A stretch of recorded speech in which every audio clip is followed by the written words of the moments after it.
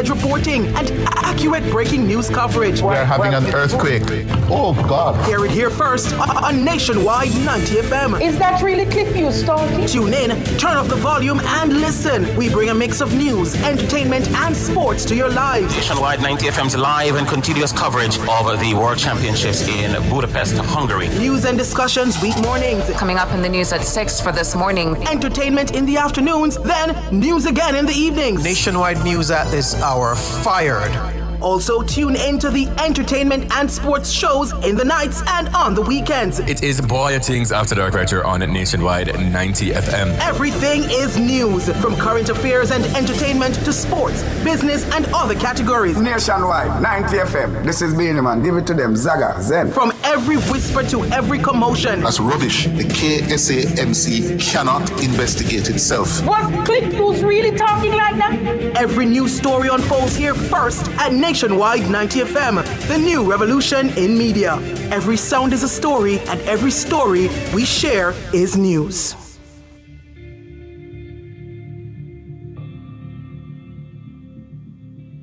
You're inside the Consumer Hour with Nora Gay Banton.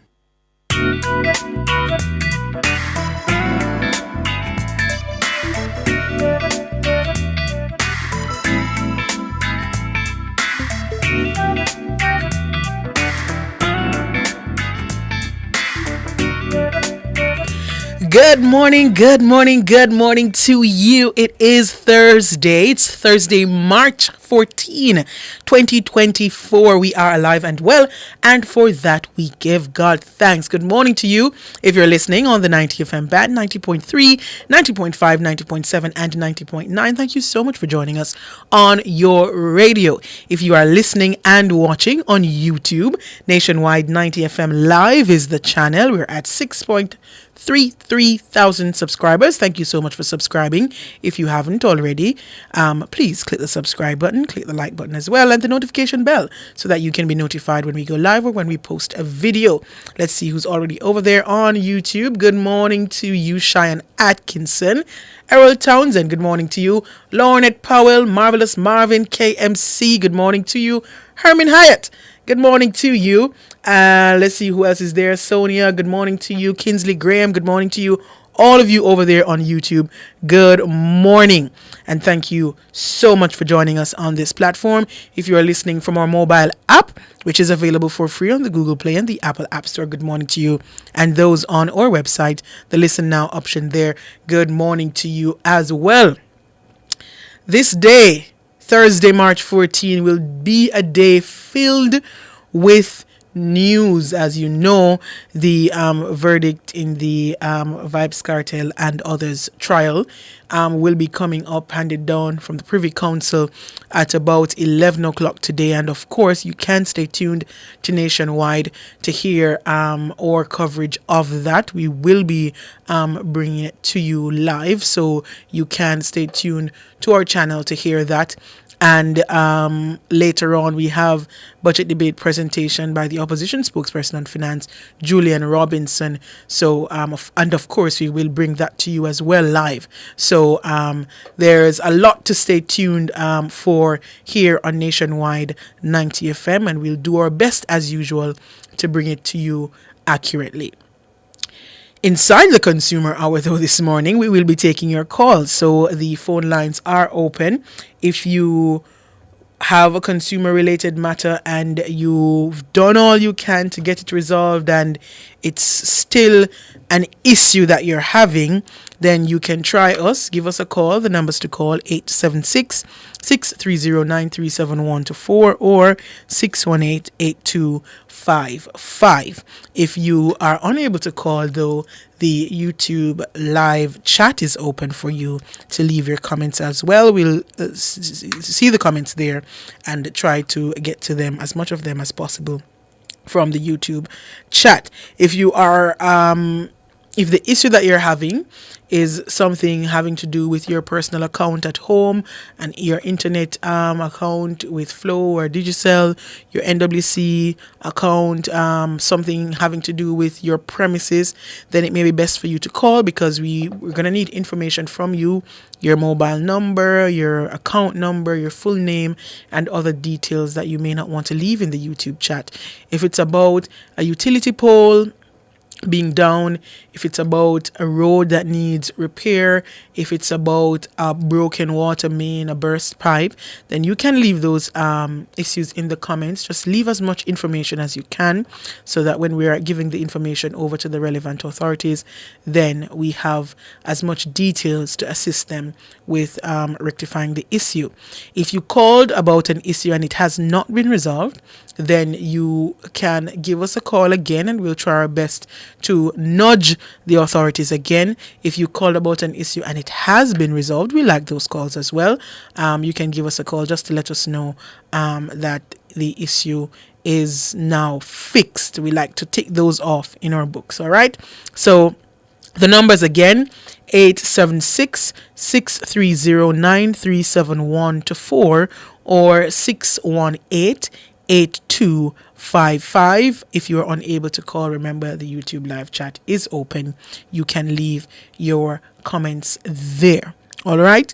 Just to remind the authorities, Mountain View intersection there with Winwood Road. Yeah, man. Just reminding you, of the areas that you need to look at to put high on your priority list when road repairs are being done. Mountain View Avenue, the intersection with Mountain View and Winwood Road. There is also where Mountain View, where you turn off to go onto Arthur Wint Drive, right at the stadium there, that stoplight. That area is also in a bad state. Langston Road is really bad and getting worse. Yeah, man. So there are several areas that need attention, and we're looking forward to the work. I'm just talking about the areas that I am aware of and that I know. We're looking forward to the work that will be done under the Spark program. All right. So those are the areas that I choose to highlight today, again, for the authorities to look into.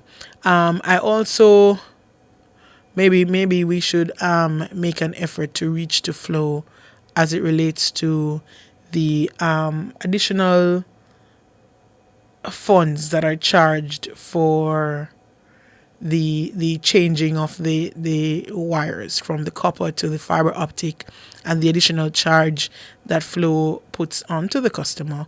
In some cases, I'm hearing $3,000 on your package, which will now become, I don't know if it will now become a monthly fee or it's a one-time fee that you have to pay. But we'd love to hear more clarity from Flow on that.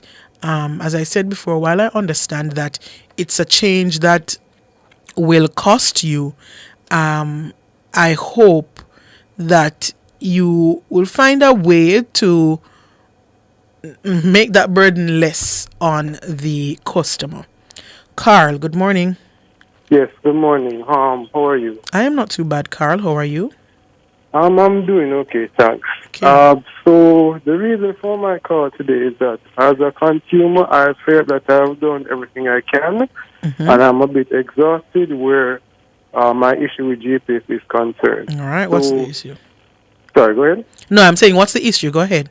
Okay, so the issue is that for the last 6 years where I am located, we've been having frequent power disturbances. Now, the power goes and comes several times for the day, and it goes and comes for different amounts of time as well. Now, I've called and spoke to JPS about it. They have actually done something where they say that they sent a team down to do some bushing of the area. However, that has not solved the problem.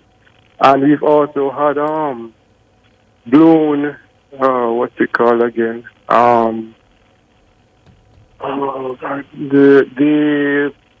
thing that manages the power on the transformer? Transformer, yes, sorry. Yeah, blown transformer several occasions as well. And unfortunately, I have lost both surge protectors, network switches, microwaves, a couple times as well.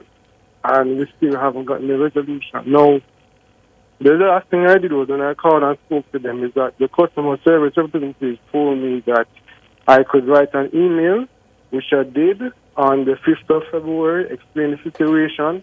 I got a response basically immediately saying that somebody would contact me within 7 business days. Now, I didn't get any contact, so I wrote back about the 11th or 12th, the 14th of February, and said to them, well, I'm still waiting for some information as to how you want to proceed. And they said to me that they apologize for the lack of contact and they're going to get somebody sent on it. And from then until now, I haven't heard anything back from JPS. No, a bit of my fault because unfortunately I'm not working from home anymore, so I'm not there to see exactly what is going on. However, because my home is a smart home setup, I know when light goes and comes still. So I am at a complete loss now as to how I can get the situation resolved. The email you sent on February 14, what exactly was the email saying? All right, so the email was basically telling them that I have been in the area for about 5.5 years. This is from the 5th, sorry.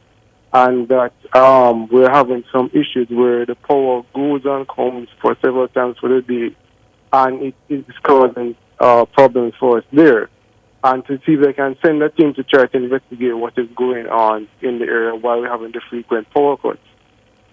So that's the one I sent on the 5th. And then on the 14th, I just sent back saying that, I'm still waiting for some reply. Right, yes. Right, yes, so I noticed you said in the area, are your neighbors experiencing the same thing? Yes, the whole, where I live is Spurtree subdivision in Manchester, the whole community is experiencing the same problem. So it is, because I was about to ask if you've checked the wiring in your house to see if it's an electrical issue in your house, but it's the entire area. Yes, it's the entire area. Yes. And the last email you sent to them was February 14. They've apologized for the lack of communication. When did you get that email to say they're apologizing for the lack of communication? I believe I got it on the 15th of February. All right. And it's almost a month later. And you've heard nothing else from JPS. Yes, that is correct.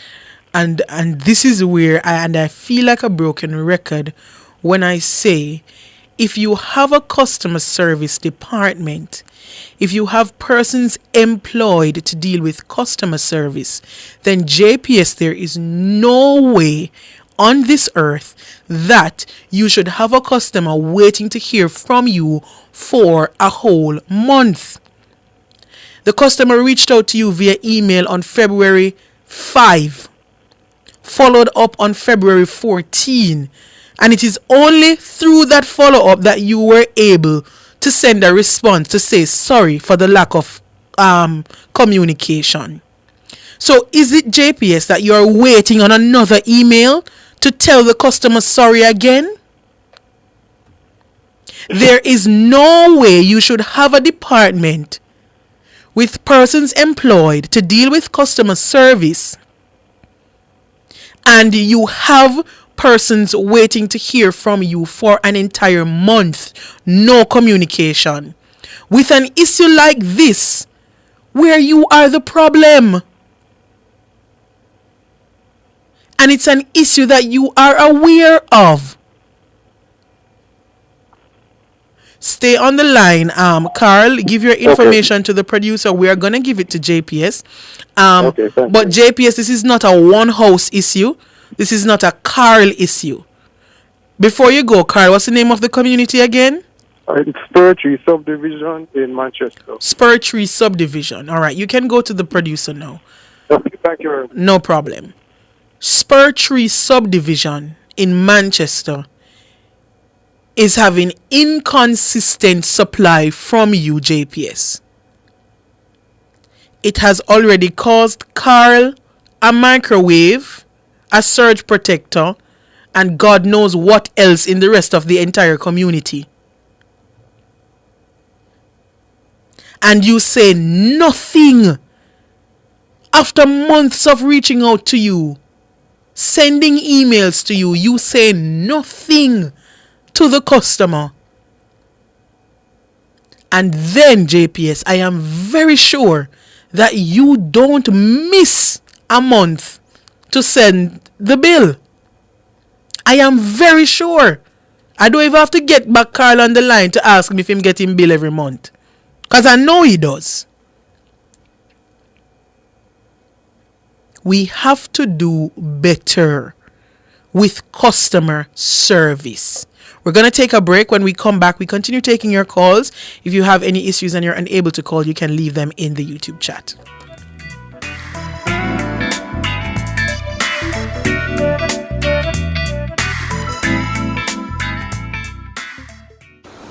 Discover the flavor of Jamaica with the Coconut Industry Board. They offer a variety of coconut products, from coconut water and coconut oil to coconut drops, gizadas, and other flavorful coconut items. Whether you're a farmer, producer, or consumer, the Coconut Industry Board is home to all coconut products. Visit them at 18 Waterloo Road, Kingston, or call 876-926-1770 for more details. Go crazy for this offer from Flow. Get a free Samsung phone and earbuds when you sign up for Flow Yard and Road for the special price of $4,999 plus GCT. Free is all the craze. This crazy offer won't last long. Visit discoverflow.co or your nearest Flow store for more info. Conditions apply.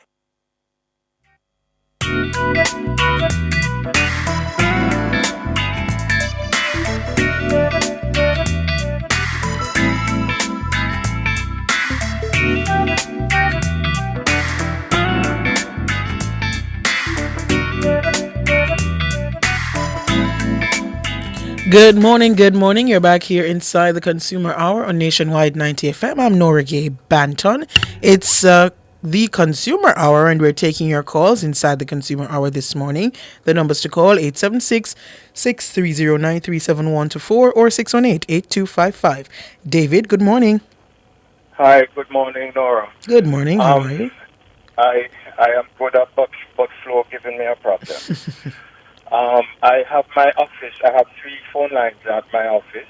Mm-hmm. They came about 3.5 weeks ago. Well, the phone stopped working, and they came and said that I had to change from coaxial to from copper to the fiber optic. New fiber optic line. Mm-hmm. Long story short, they came. They did all that they needed to do, but I still have no phone lines, and the agent who was dealing with me and working with me can't tell me what is the issue and when I will be getting back my phone line. It's 3.5 weeks now. So they came, they did the switch 3.5 weeks ago. Yes. So that's in early February. Yes. I'm getting emails from them to tell me that I must port my old line, my old number over to the new number. And I must call from the phones to do this, but I have no phone lines, but it's not working, so that can't be done.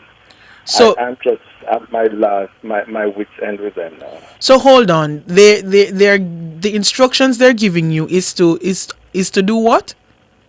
So when they change you over to the new system, to the fiber system, you're actually issued a new phone number. I see. Okay. But obviously I've had these phone numbers now for multiple years. So I want to keep the same phone number. So they said that's not an issue. What you need to do is what they call porting, and port the new number to the old number. Right.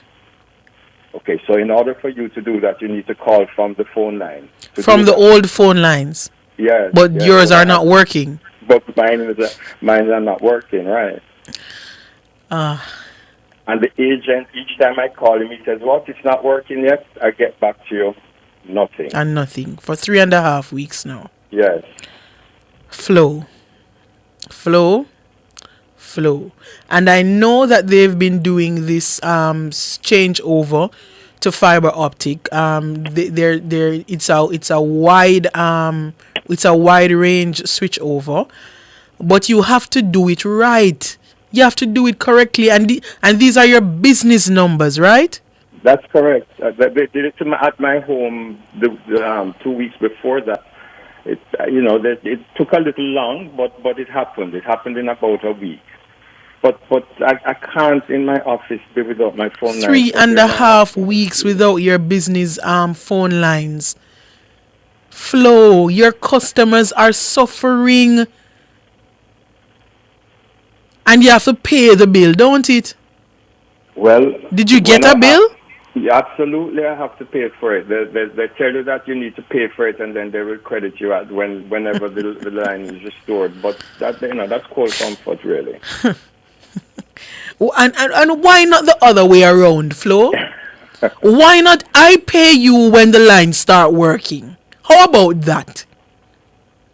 Why are you taking my money for something that is not working, and then I'm going to have to pull teeth for you to credit it back to my account? And when people say all sorts of things about these utility companies, I can't wrong them, Yeah. I can't wrong them. I can't say no, because we get calls like this every day.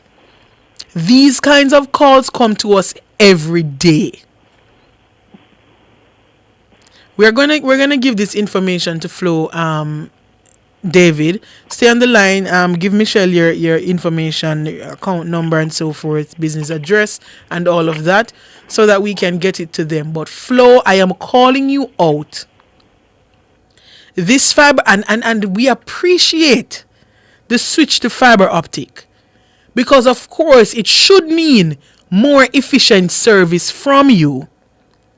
It should mean that when things will be faster.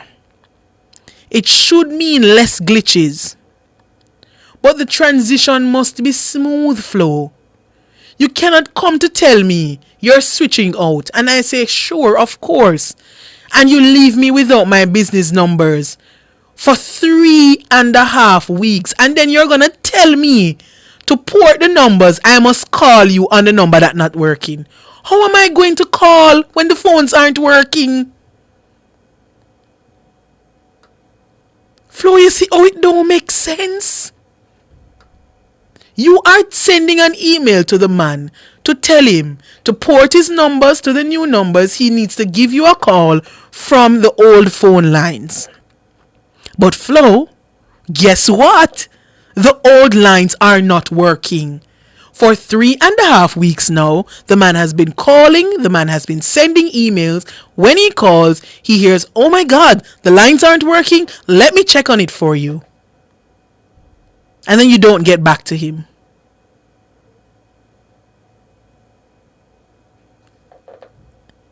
When people said all kind of things, I can't stop them because this is their reality. This is their reality. The horrible customer service. And you just nothing. It is your job. And then you're telling people to pay. Pay for what? Pay for the phone line that's not working? How it makes sense? Flo, do better. We are going to send you the information for David, his business lines. 3 of them. They've been out for 3.5 weeks. After you did your switch over to the fiber optic at his business place, the phone lines haven't been working. And he's trying to get to you to fix it. David, good morning. This is a different David. Good morning to you. Hi, good morning. I need your help with something. I have a case on a road called Dustry Road up in Irishtown. What's the name of the road? Dustry. Dustry. Oh, Dustry Road. Right. In Irishtown? There's 2 street lights just below Irishtown. There's 2 street lights that I've been reporting to JPS that have been working. December made 14 years since I've been reporting it. And they have done nothing about it. Did you say 14 days? 14 years. I've reported it on Nationwide several times. I've spoken to the manager from JPS at one time who was on the program. I don't remember the gentleman's name who used to run the program a couple of years ago. Mr. Vernon They Darby. promised to get it, Vernon. That's right. And she promised to get it fixed. Nothing happened. I got as far as Kelly Tomlin, who promised to send someone up there, but I think a storm happened right after that, and they were distracted. But December made 14 years, and I'm just trying to get some help to get 2 street lights fixed. David, I'm going to tell you. We received a similar complaint last year about one singular street light that was out for about 2 years in St. Anne.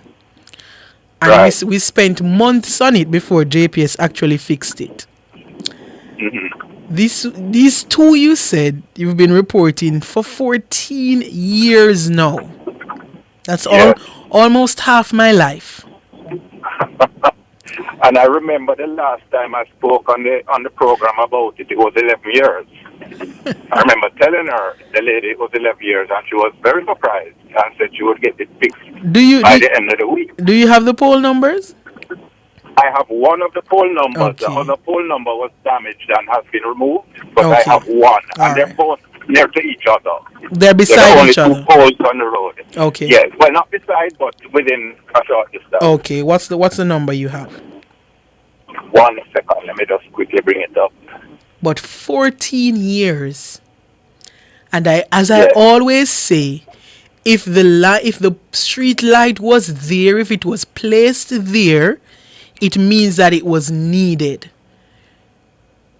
That's quite right. There's only 2 street lights on the entire road. It means you saw the need for it. And they've been out for 14 years. That means when the sun goes down and it gets dark, that area is very dark.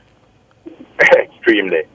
I was actually driving. I just pulled over. I have a photo of it somewhere that I'm looking for. Okay. To get it, but let me see. But you can search for it, and when you find it, let us know. But JPS, these are the issues that Jamaicans are facing. These are small issues. Fixing a street light. There is no way, and I said this the last time, and I never know I would come back to say this, that somebody could report a street light 14 years ago. And to this day, it has not been fixed. 14 years ago. And he has received promises. It will be fixed by the end of the week. We'll send somebody down to look at it. And 14 years later, nothing. Wow. Yeah, you have to excuse me because I have to go back a couple of years in my photographs. Yeah, man, that's okay. That's okay. As soon as you find it, you let us know. We'll go to a commercial break shortly, and then when we come back, hopefully you'll find it by then. But yes, okay. So here it is. Okay, you found it. Go right ahead before we go to the break. It's 0112 0112 646 646 0112 646. I'm going to ask you also to stay on the line and just give the producer your number. Sometimes they want a contact person to help them to locate the polls, so just stay on the line and give the producer your number. Great. Will do. All right. Thank you. Yes, man, no problem. We'll take a break. When we come back, we'll take more of your calls.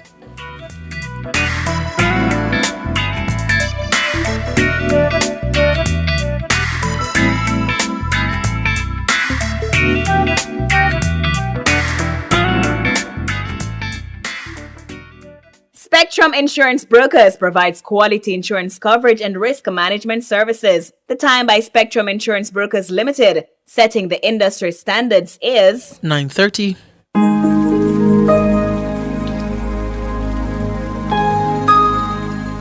Hi there. Here's some good news for these trying times. Quote, "By God's word, I can see where I'm going. They throw a beam of light on my dark path. Unquote.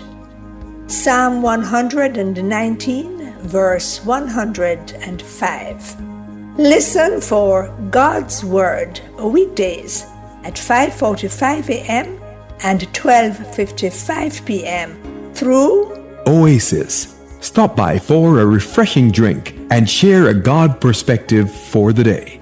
Oasis. Weekdays 5:45 a.m. and 12:55 p.m. right here on Nationwide, a revolution in media. The rebroadcast of the Oasis can be heard weekdays at 5:45 a.m. The Oasis is brought to you by Solar Tech Jamaica. We use the gift of the sun to power our world.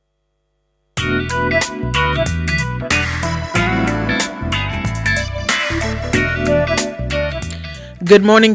You're back here inside the Consumer Hour on Nationwide 90 FM. I'm Nora Gay Banton. We're taking your calls this morning. The numbers to call 876-630-9371-4 or 618-8255. If you have any concerns, you can give us a call. If you are unable to give us a call, you can leave your questions in the YouTube chat. Questions, concerns, queries. We'll see how best we can get to them for you. But just to go back to the call we just had, David, who called about 2 street lights on Dusty Road, just below Irishtown,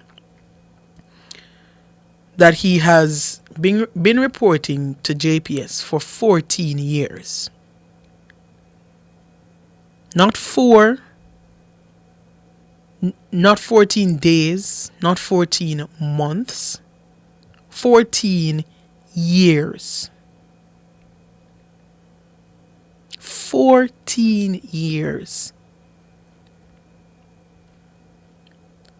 In those 14 years, those street lights should have been upgraded, probably replaced, maintained in some way or another. But no, they've been out for 14 years. And it's not that this man, I don't know who else would have reported it, but at least one person saw it, saw that the area was dark at night and said, no, but these lights need to be replaced. Reported it to JPS. After no success with reporting it, called the program years ago, from the days of Vernon Darby, to report the same issue.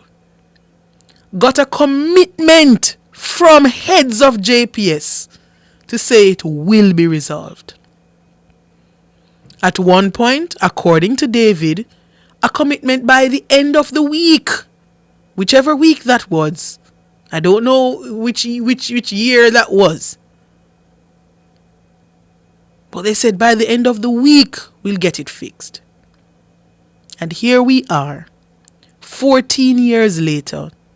David is still calling a radio program, trying to get these 2 street lights back on Dusty Road in Irishtown. And these are just 2 street lights. Just 2. For 14 years. And the one that we were reporting in Corn Peace in St. Anne, JPS's very own Ruth Lynn had her own experience where she told the team themselves, and the team said yes, and Ruth Lynn came back another week and it was not fixed. What is happening internally at JPS? 14 years. Unbelievable. Mark, good morning. Hi, morning, Nora. Good morning. How are you? Not too bad, but Nora, you're doing a wonderful job. Listen, I just want to follow up with the caller, the previous David, regarding the flow thing. Mm-hmm. I think, and you hear the gentleman say that is at his wit end. Mm-hmm. That is what is happening to just about every single customer of flow in particular. It is beyond the bearable right now with these people. Right? When they started a few years ago, and then started the changing out the fiber optic. Mm-hmm. Mm-hmm. I specifically asked the contractor person who was doing it. I said, listen, is this going to cost more? He said no. because and I specifically asked him, because guess what? If he had said yes, I would tell him either leave it, I don't want it changed. And if he insisted, I would have just close the account with Flow. Because I had no intention of paying a cent more. Mm-hmm. When the bills start to come, it's $1,000 extra at that time. Right now, the bill is double from the contract that I had with them. 100% increase. You understand? And they have no proper explanation rather than, first of all, I had the browse and talk, which they just arbitrarily take away from customer without any proper notification. And they give you a package that you have no option of more or less no option to choose from. Mm-hmm. And they tell you what it is like and what you get what I'm saying? And they continue to do these things to customer. I think for me personally, and I'm sure a number of customers would agree, they need to get their award for the worst customer service in Jamaica or utility service. And their award they're supposed to get is to pack them bag and go. You understand? As to Digital and JPS along with NWC, their award is we need competition with them. We need more competition. But for Flow, I think they really should go. We don't really need Flow operation right now with them there. It's just terrible. And my thing is, Mark, the communication, because as I said earlier in the program, we understand development will happen, and things will change. And I would not expect Flow to be stuck with old technology. As you try to improve your services, things will have to change. But there is no way you can just add to someone's bill without proper communication. You need to say to your customer, we're switching over to fiber optic. Thank you. Exactly. And this will cost you an additional $2,000 on your bill. And give the customer the chance now. Exactly.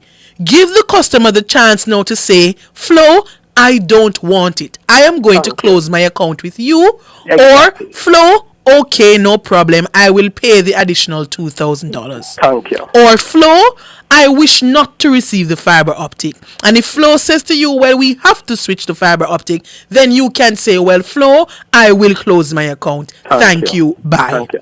No, they don't know. You know, the irony about it is that these companies, both them and Digicel, they are predominantly communication entities. And that is one of the most lacking things with these companies. If you call them customer service, you get one press this, press that till the call is cut off. And if you do get somebody, there's no redress. The communication is totally ineffective. So my producer is telling me that in the fine print of the contract, it actually says that they can change the price at any time. However, while that is in the contract, and sure, contracts are binding, and they've protected themselves with that clause. However, you're not just changing the price; it's a whole new package that you're giving me here. Exactly. It's a whole new package. So and you need to say something to me, the customer. Thank you. Exactly. And because they have it in the contract, they are now saying that it is the onus is on you as to whether you want to agree or not, because we already had. But the point is that they are supposed to still communicate it to you. You know? Say something that at least you can say, oh, I didn't even realize or remember, or guess what? I'm not in agreement with that. I want to close my account. Give you that option. Exactly. And these people are telecommunication. Like, you know, Mark, I saw a video on TikTok of a KFC parking lot in Trinidad and Tobago. And the person making the video, the parking lot was empty. It was a Friday night. And the person making the video was saying KFC decided to raise their price in Trinidad. And the people, essentially, they boycotted the KFC. And I am saying, I wish we were like that in Jamaica. Exactly. Because I am ready to organize. Some people are, but you know, one of the things with Jamaicans, if one person make up them face about something or look out, it's like the others them look at you and like, oh, sure, I want to him, man. Yeah. So miserable or whatever. We have no unity in that regard. Exactly. And then through the utility, people know this because they are listening and monitoring these programs. They know that in a number of cases, customers just call and complain and very rarely anything come out of it. And they repeat the same thing. As a matter of fact, as to Flow in particular, they are very autocratic with their behavior when it comes down to whatever product they develop and try to push on their customer. They are very autocratic. And in some cases, they're rude. Yeah. I just want us to get to a place where customer service will be at the forefront of our minds. And that when these things happen, communication with customers will be a priority. I just want us to get to that place at some point. It's gonna take a while, but I hope I'm alive to see real improvement in customer service in Jamaica. You know, one of the things for helping in that regard, Nora, is more competitions. We need more competitors because when people have choices, more choices, yes. Yeah, it's true. Good and more choices. They don't want go. They won't go. You know. I don't know if you remember when Clara came here. Yeah, I was just about to say. Clara came here. Everybody pull up them socks. Nora, I had about 5 or 6 Clara number, and I give away some of the SIM card them because the promotions was up on and people were flooding. Yes, the Clara was changing their number from Digicel to Clara and from Flow. When that time it was B Mobile. Yes, Lime, I think, or it wasn't Lime yet. But trust me, I remember, Clara. I was about to say it as soon as you said it. Listen, I saw one of the ministers recently, and I beckoned because I called your program a few times and beg you guys try get Douglas, Darrell Vaz, and I think for find out when we get in the new company. And I told one of the ministers to tell him, because he agreed when I put it to him and said he agreed with what I was saying, and he's a minister. You know, maybe it's something we need to maybe on one of those days when we don't have anything scheduled on the consumer hour to see if we can get Minister Vaz to come and talk to us. Vaz needs to, if him really wish us any good, him really need to do something before the year end. We need a new phone company, at least one more for now. Mm-hmm. We need at least 2 really. Yeah. Well, thank you for calling, Mark, and sharing your concerns. Thanks for listening and keep up the good work. All right, take care. Bye. We're going to take a break. When we come back, we continue taking your calls.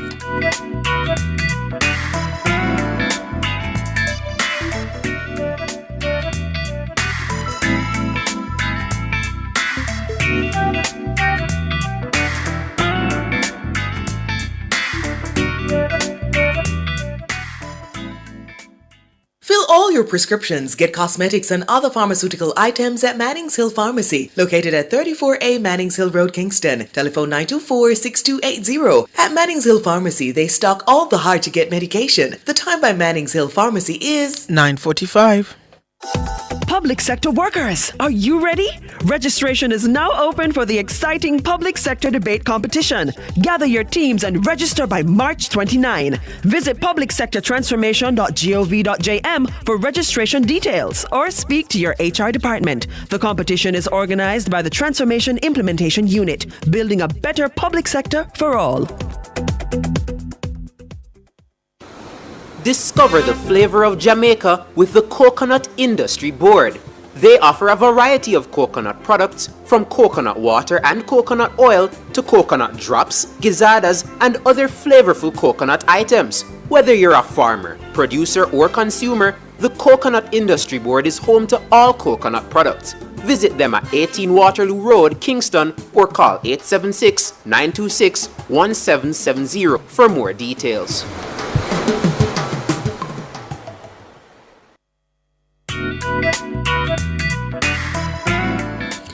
Good morning, good morning. You're back here inside the Consumer Hour on Nationwide 90 FM. I'm Nora Gay Banton. We're on the final leg of the program this morning, making way soon for Cliff Hughes Online. And of course, later on, I believe the entire Jamaica is anticipating the verdict to be handed down by the Privy Council at 11 in relation to Vybz Kartel and his co-accused. But we await that. We are still inside the Consumer Hour and we're taking your calls. William, good morning. Morning, Miss B. How are you? Not bad, not bad. Good, good. Two things here, the same utilities company. Mm-hmm. Flow is the first one.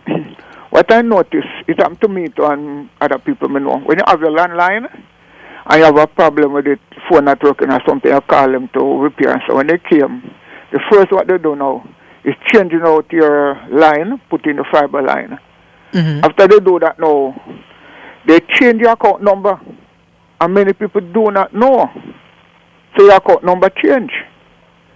And sometimes if you pay your bill, you actually pay it on the wrong account, the first account, because they still have it open. Your name, address, everything just seem like the new one that they put in. I mean, especially when you go like Paymaster and this place.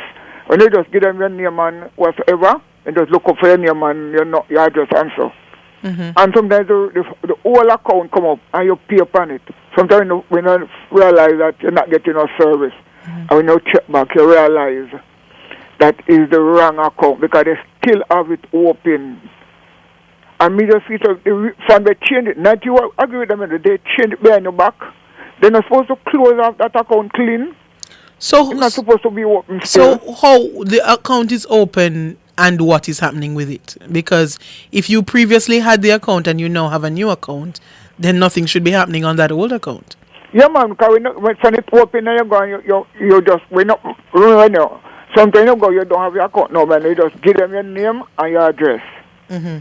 And when they look for it, sometimes the whole account is the first one come up on the system. So they tell you that you were 2,000, so you just pay it. And you move on. So when you don't have no service, when you go back and check, you realize that is the whole account, the money was paid on. No, more than one person. It happened to them, it happened to me already. But no, but if they're giving you a new account number, then the old account number should not be active. Exactly, that is the point, must be. But it's still active. It's still active, I can tell you. Up to one of my neighbors have a problem with them. Up to Monday, she have to go back up by this place where she pay to get the change over because she never know. Until she realizes her service gone and she pay her money. Right now, even my blind friend on the boulevard, it happened to him pay money on the whole account and then change out. And it's still active. Mm. My one, then change it over 3 years. And my name's still active on it, everything up till this moment, same way. Yeah, but what if there's no activity on an account for 3 years? It doesn't raise a red flag in their system to say this one is down. We're not using this account anymore. No. When I call customer service, I explain to them all they can tell me that all they can do is send off the information, but nothing has been done.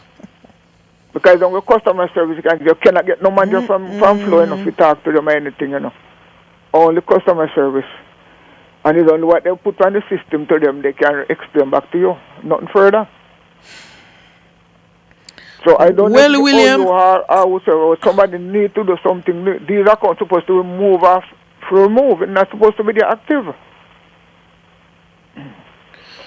Well, as long as William, they're not charging you on that old account, then no, they're not charging no fee. I understand, but it's just there, just the same. I understand. But as me say, sometimes mistake make you pay money upon, especially people who do not realize that they change their account on you. Oh, you're saying, I get what you mean. I get right. What you mean. Right, so many people do not know, so they just go in and pay. They're paying on the account that they know. But if what they abandoned, but it's still up. If you're changing my account number, that's information I would need to know. You can't change it behind my back. You can't change it without my knowledge. Well, they did it. Oh boy. And what's the other issue, William? Yeah, with the JPS.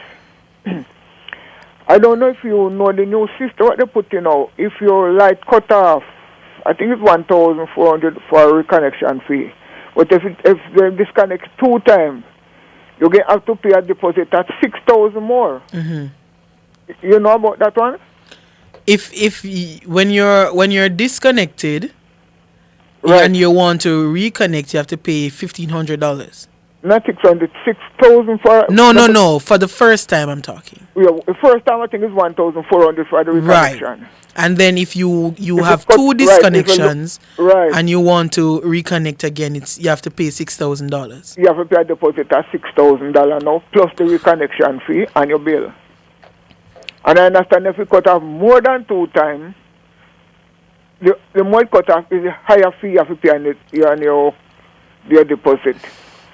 Well, as long as you pay your bill, then you shouldn't be disconnected. I don't know if I have much to say on that one.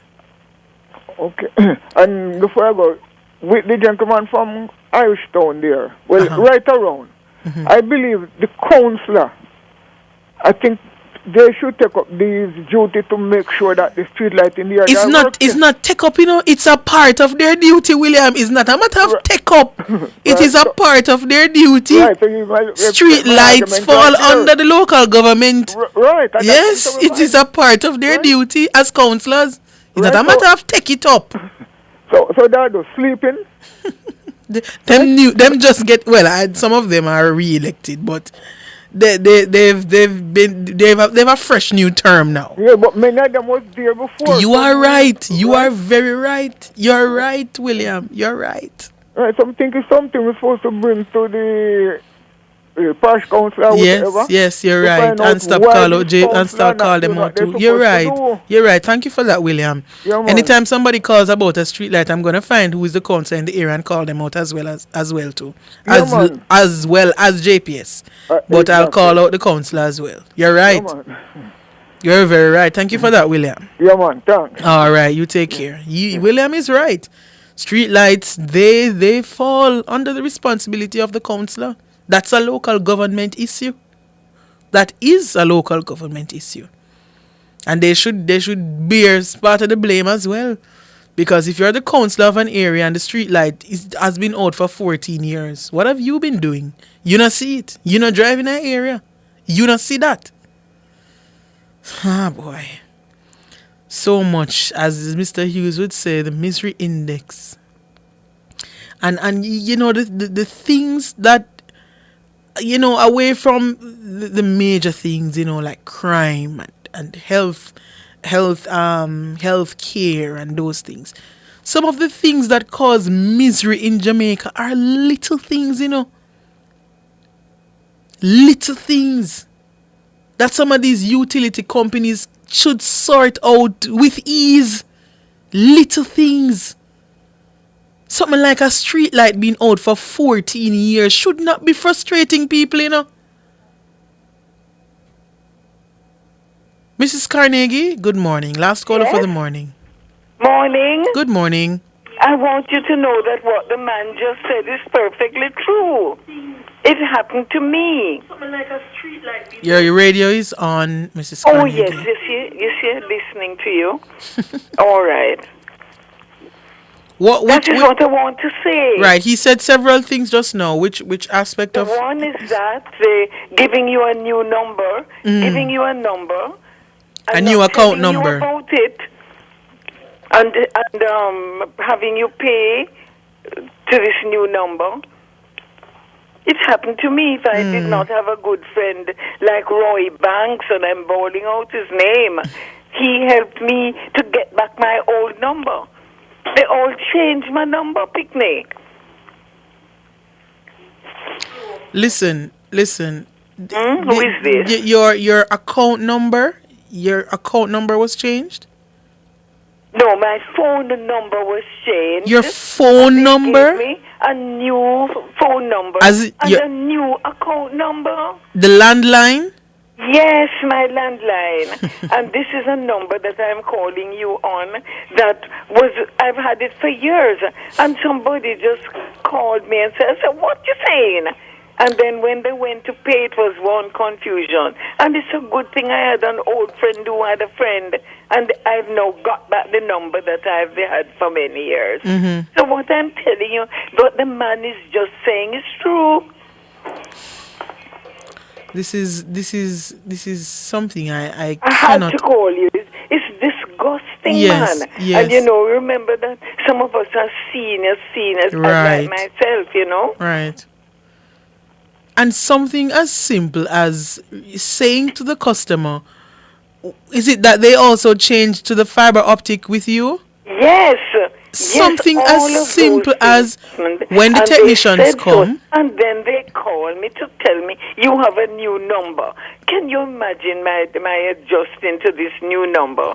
And then when we go down to pay, because I can hardly see now, so somebody has to go and do all these things for me. So it was just an inconvenience. And as William said, if you're not aware that you have a new account number, if you're not aware, you're going to pay the bill on the old number. Change your number, but I didn't even write it down. I just called my friend who, knew somebody who knew somebody, and I got back my old number. But this I'm calling you on now that, Well, thank you so much, Mrs. Carnegie, for sharing. And yes, my dear. Oh boy, it's flow. You but they have to do something about it. They can't just go on like this, man. All right, thank you so much. We're gonna have to run now. Yeah, thank you so much for calling.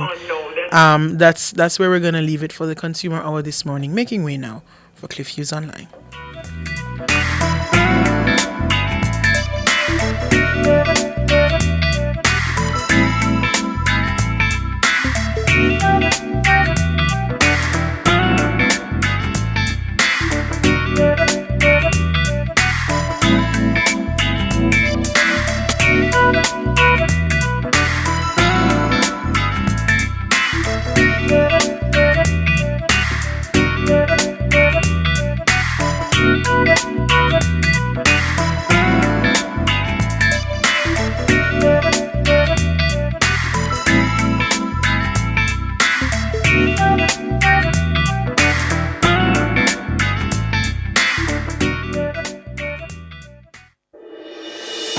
Tune in to Nationwide 90 FM, the new revolution in media. Stay ahead of the curve with our cutting-edge reporting and accurate breaking news coverage. We're having an earthquake.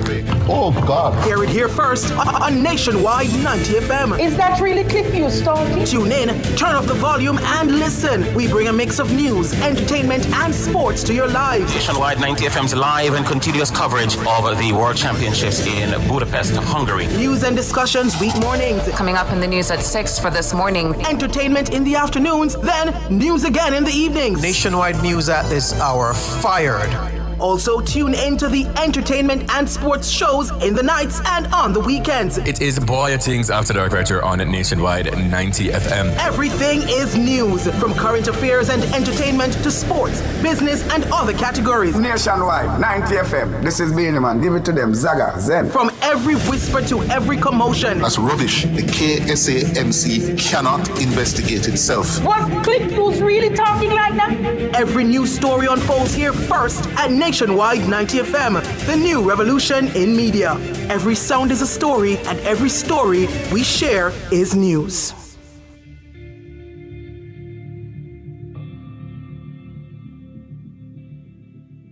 The mission of the Ministry of Legal and Constitutional Affairs includes revising Jamaica's legal and constitutional infrastructure and accelerating the pace of reform. The time by the MLCA is 10 o'clock.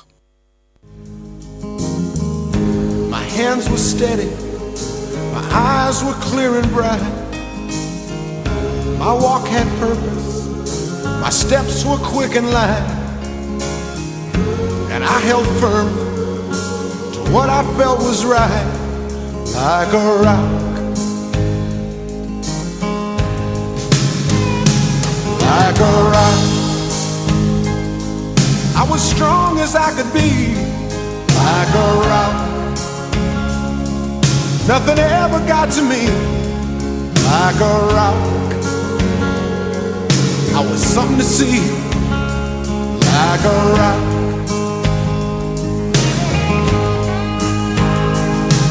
and I stood arrow straight, unencumbered by the weight of all these hustlers and their schemes. I stood proud, I stood tall, high above it all. I still believed in my dreams.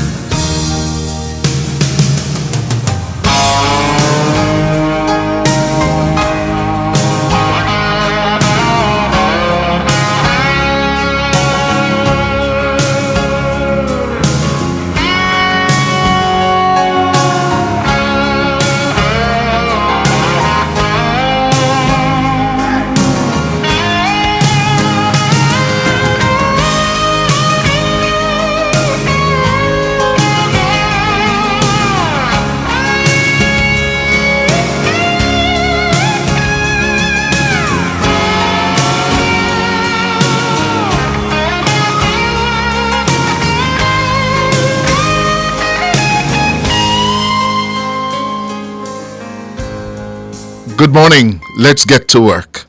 Cliff Says is brought to you by Educom Credit Union, providing value through service.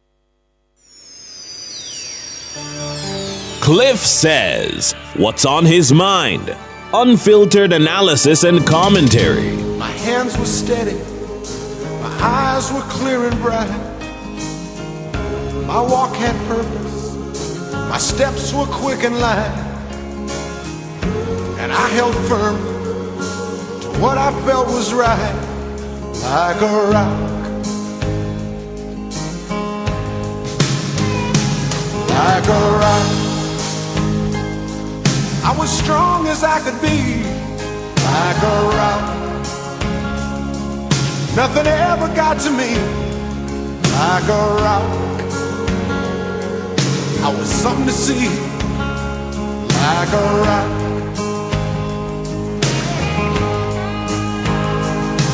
and I stood arrow straight, unencumbered by the weight of all these hustlers and their schemes. I stood proud, I stood tall, high above it all. I still believed in my dreams.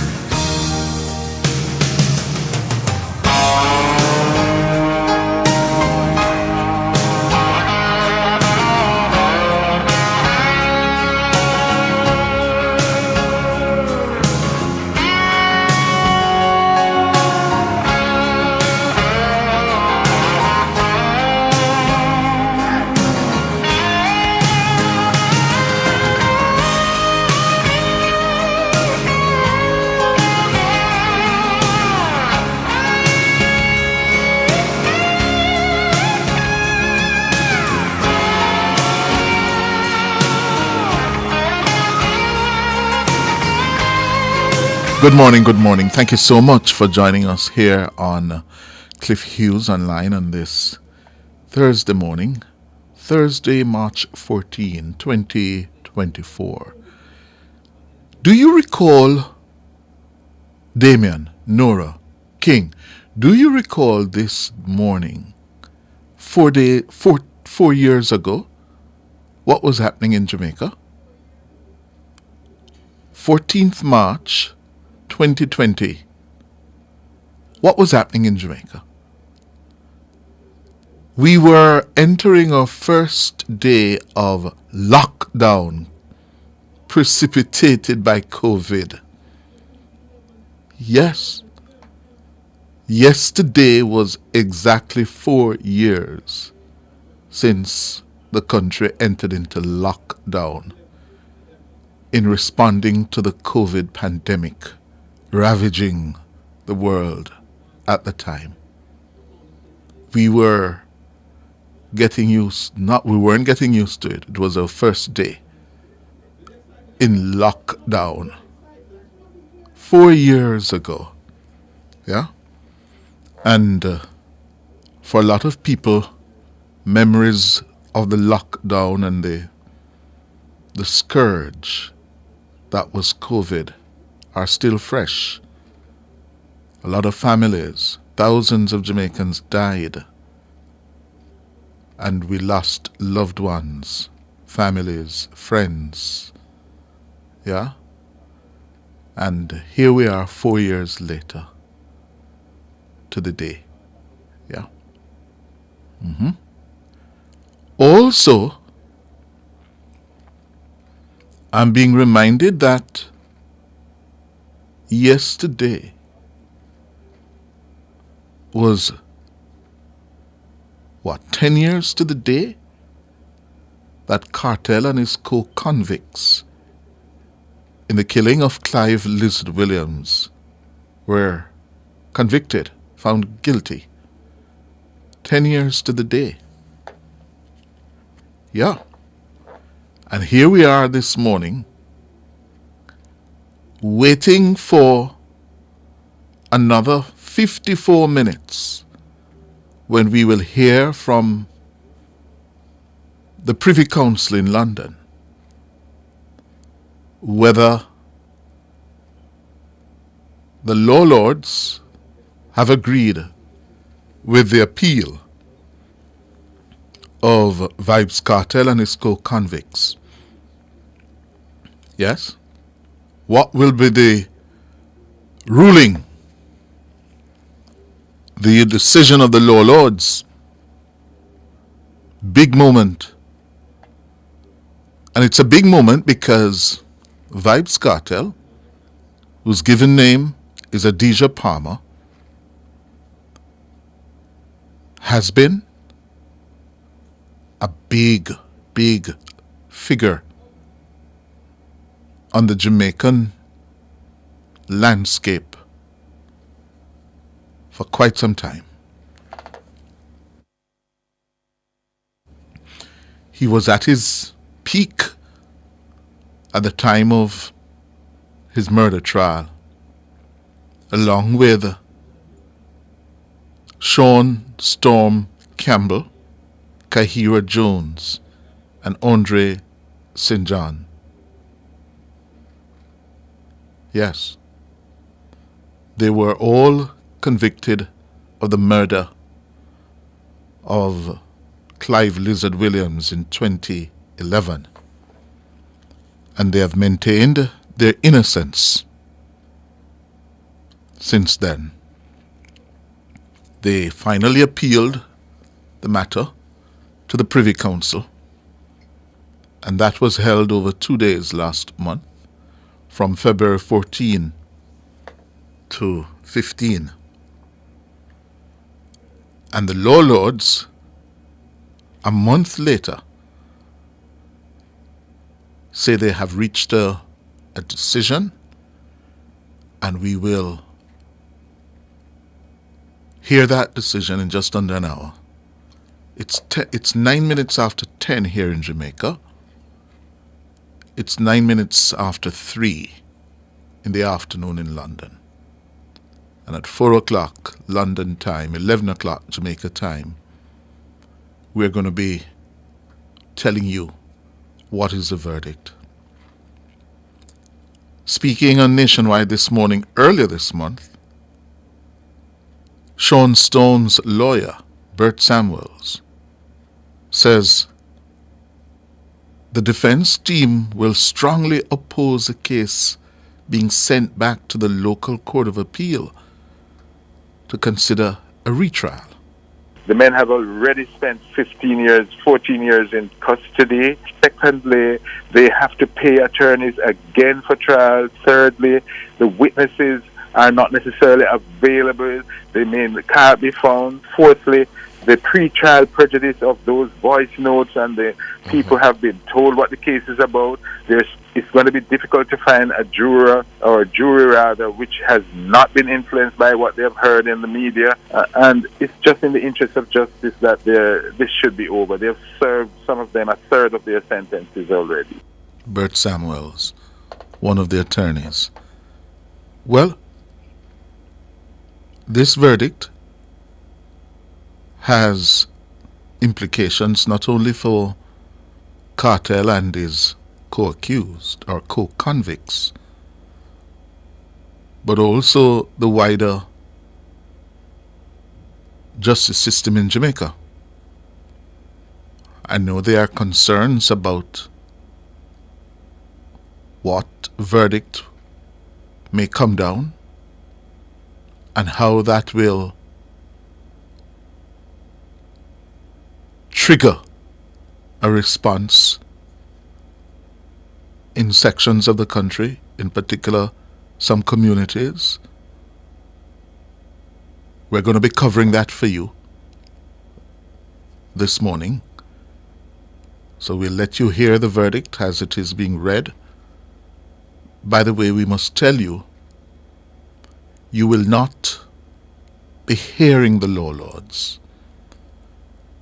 based on the terms and conditions of using the Privy Council's material posted on their website.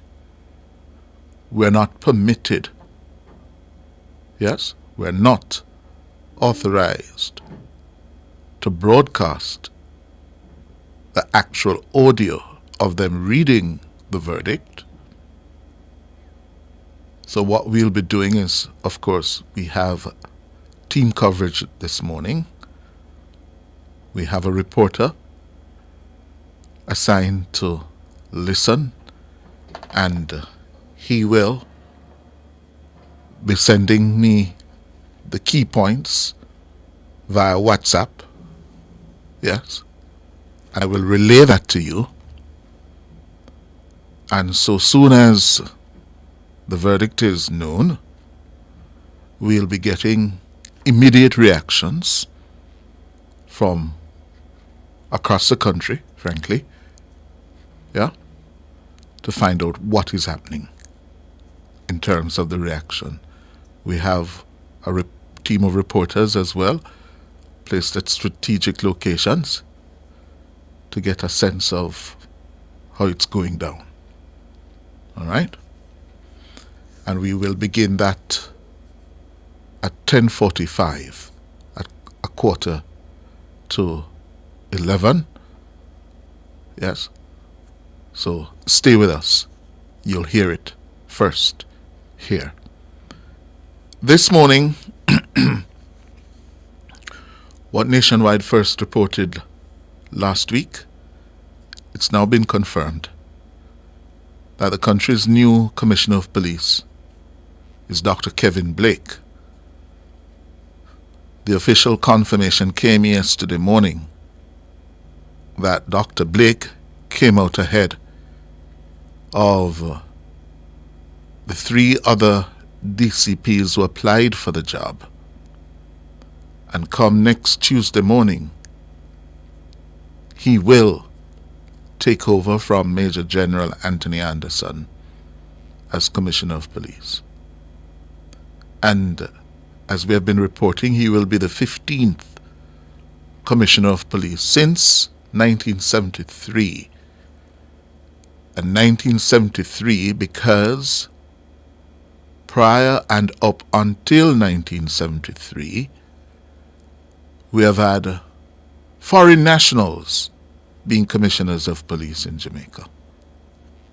Yes? That's why we start with 1973. Yes? And the appointment of Dr. Blake has triggered positive reactions. Positive reactions. Time for the break? Let's go to the break and come back. My hands were steady, my eyes were clear and bright. My walk had purpose, My steps were quick and light, and I held firm to what I felt was right, like a rock. The Time brought to you by the Ministry of Science, Energy, Telecommunications and Transport. Fueling growth everywhere is 15 minutes after 10. Recycling Partners of Jamaica. Yeah, we got to make a change, and we have to do it now, can't wait for later. We put plastic in its place, and we all can agree that will be safer than in the gullies and in the drains. Recycling Partners of Jamaica. We put plastic in its place, yeah, the place of the clean. PET, the top of the ethylene. HDPE, buckle off it get screen. Baby to run it, everybody roping. Yeah, we got to go green, you know what I mean. See the sign from the bin, if we drop it in through car window, you flick, that another thing. And we don't want no garbage in this game. No, we handle it and bug them are not the same. So listen up, Jamaica, I'm saying it's time to make a change. Recycling Partners of Jamaica. We put plastic in its place, and we all can agree that will be safer than in the gullies in the every veins. Recycling Partners of Jamaica. We put plastic in its place. Soca Kingdom, listen up. The Jamaica Observer is giving you another chance to jump with the Exodus Band for free. Win a t-shirt package when you enter our All Rave Ahead promotion and find the hidden pieces of the Exodus t-shirt found in the Daily Jamaica Observer between now until March 25. Join the hunt and grab a copy of the Daily Observer for your entry form to touch the road. Contact 876-469-3089 for more details. We're ready for the road. Cliff Hughes Online. Talk radio for all Jamaicans. My hands were steady, my eyes were clear and bright. My walk had purpose, my steps were quick and light. And I held firm to what I felt was right, like a rock. Like a rock. I was strong as I could be, like a rock. Nothing ever got to me, like a rock. I was something to see, like a rock.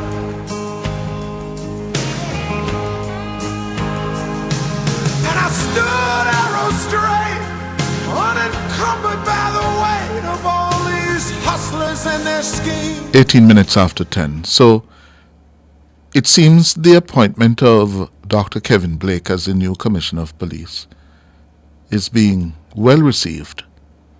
One of those who had high praises for Dr. Blake was a former Deputy Commissioner, Mark Shields, who said Dr. Blake is exceptionally qualified for the job.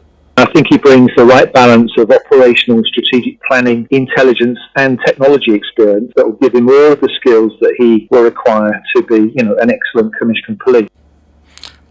According to Mark Shields, the support of the rank and file members of the JCF will be key to Dr. Blake's successor as Commissioner. He will have to, of course, demonstrate some great leadership because the murder rate remains high. Crime and disorder in general on the street remains quite high, but I believe that with his background and his skills and being a homegrown Jamaican Statutory Force Commissioner of Police, he'll get a lot of support from his colleagues. I think that the men and women on the ground respect him. They've seen the work that he's done already within the organisation. Since coming in as an Assistant Superintendent, he's risen through the ranks. He's done extremely well, and because he has such a rounded skill base, that's why I think he's going to do well. Former Deputy Commissioner of Police Mark Shields. The opposition People's National Party spokesman on security, Peter Bunting, has also welcomed the appointment of Dr. Blake, saying he will not second-guess the selection of the Police Services Commission, but he also noted that the opposition will be carefully observing Dr. Blake's performance in the months ahead. We therefore caution the new commissioner not to involve the JCF in public advocacy for matters that the Constitution reserves for for Parliament and on which there is no political consensus. As we approach an election season, we also remind the Commissioner that it becomes especially important that the JCF behave and be seen as an impartial and professional force whose operations support the democratic process rather than one party or another's partisan interests.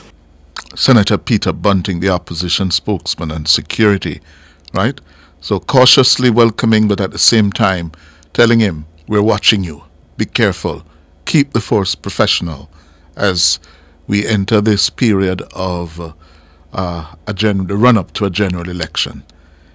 The Observer is also reporting this morning that the Police Federation is promising its full support for the new commissioner.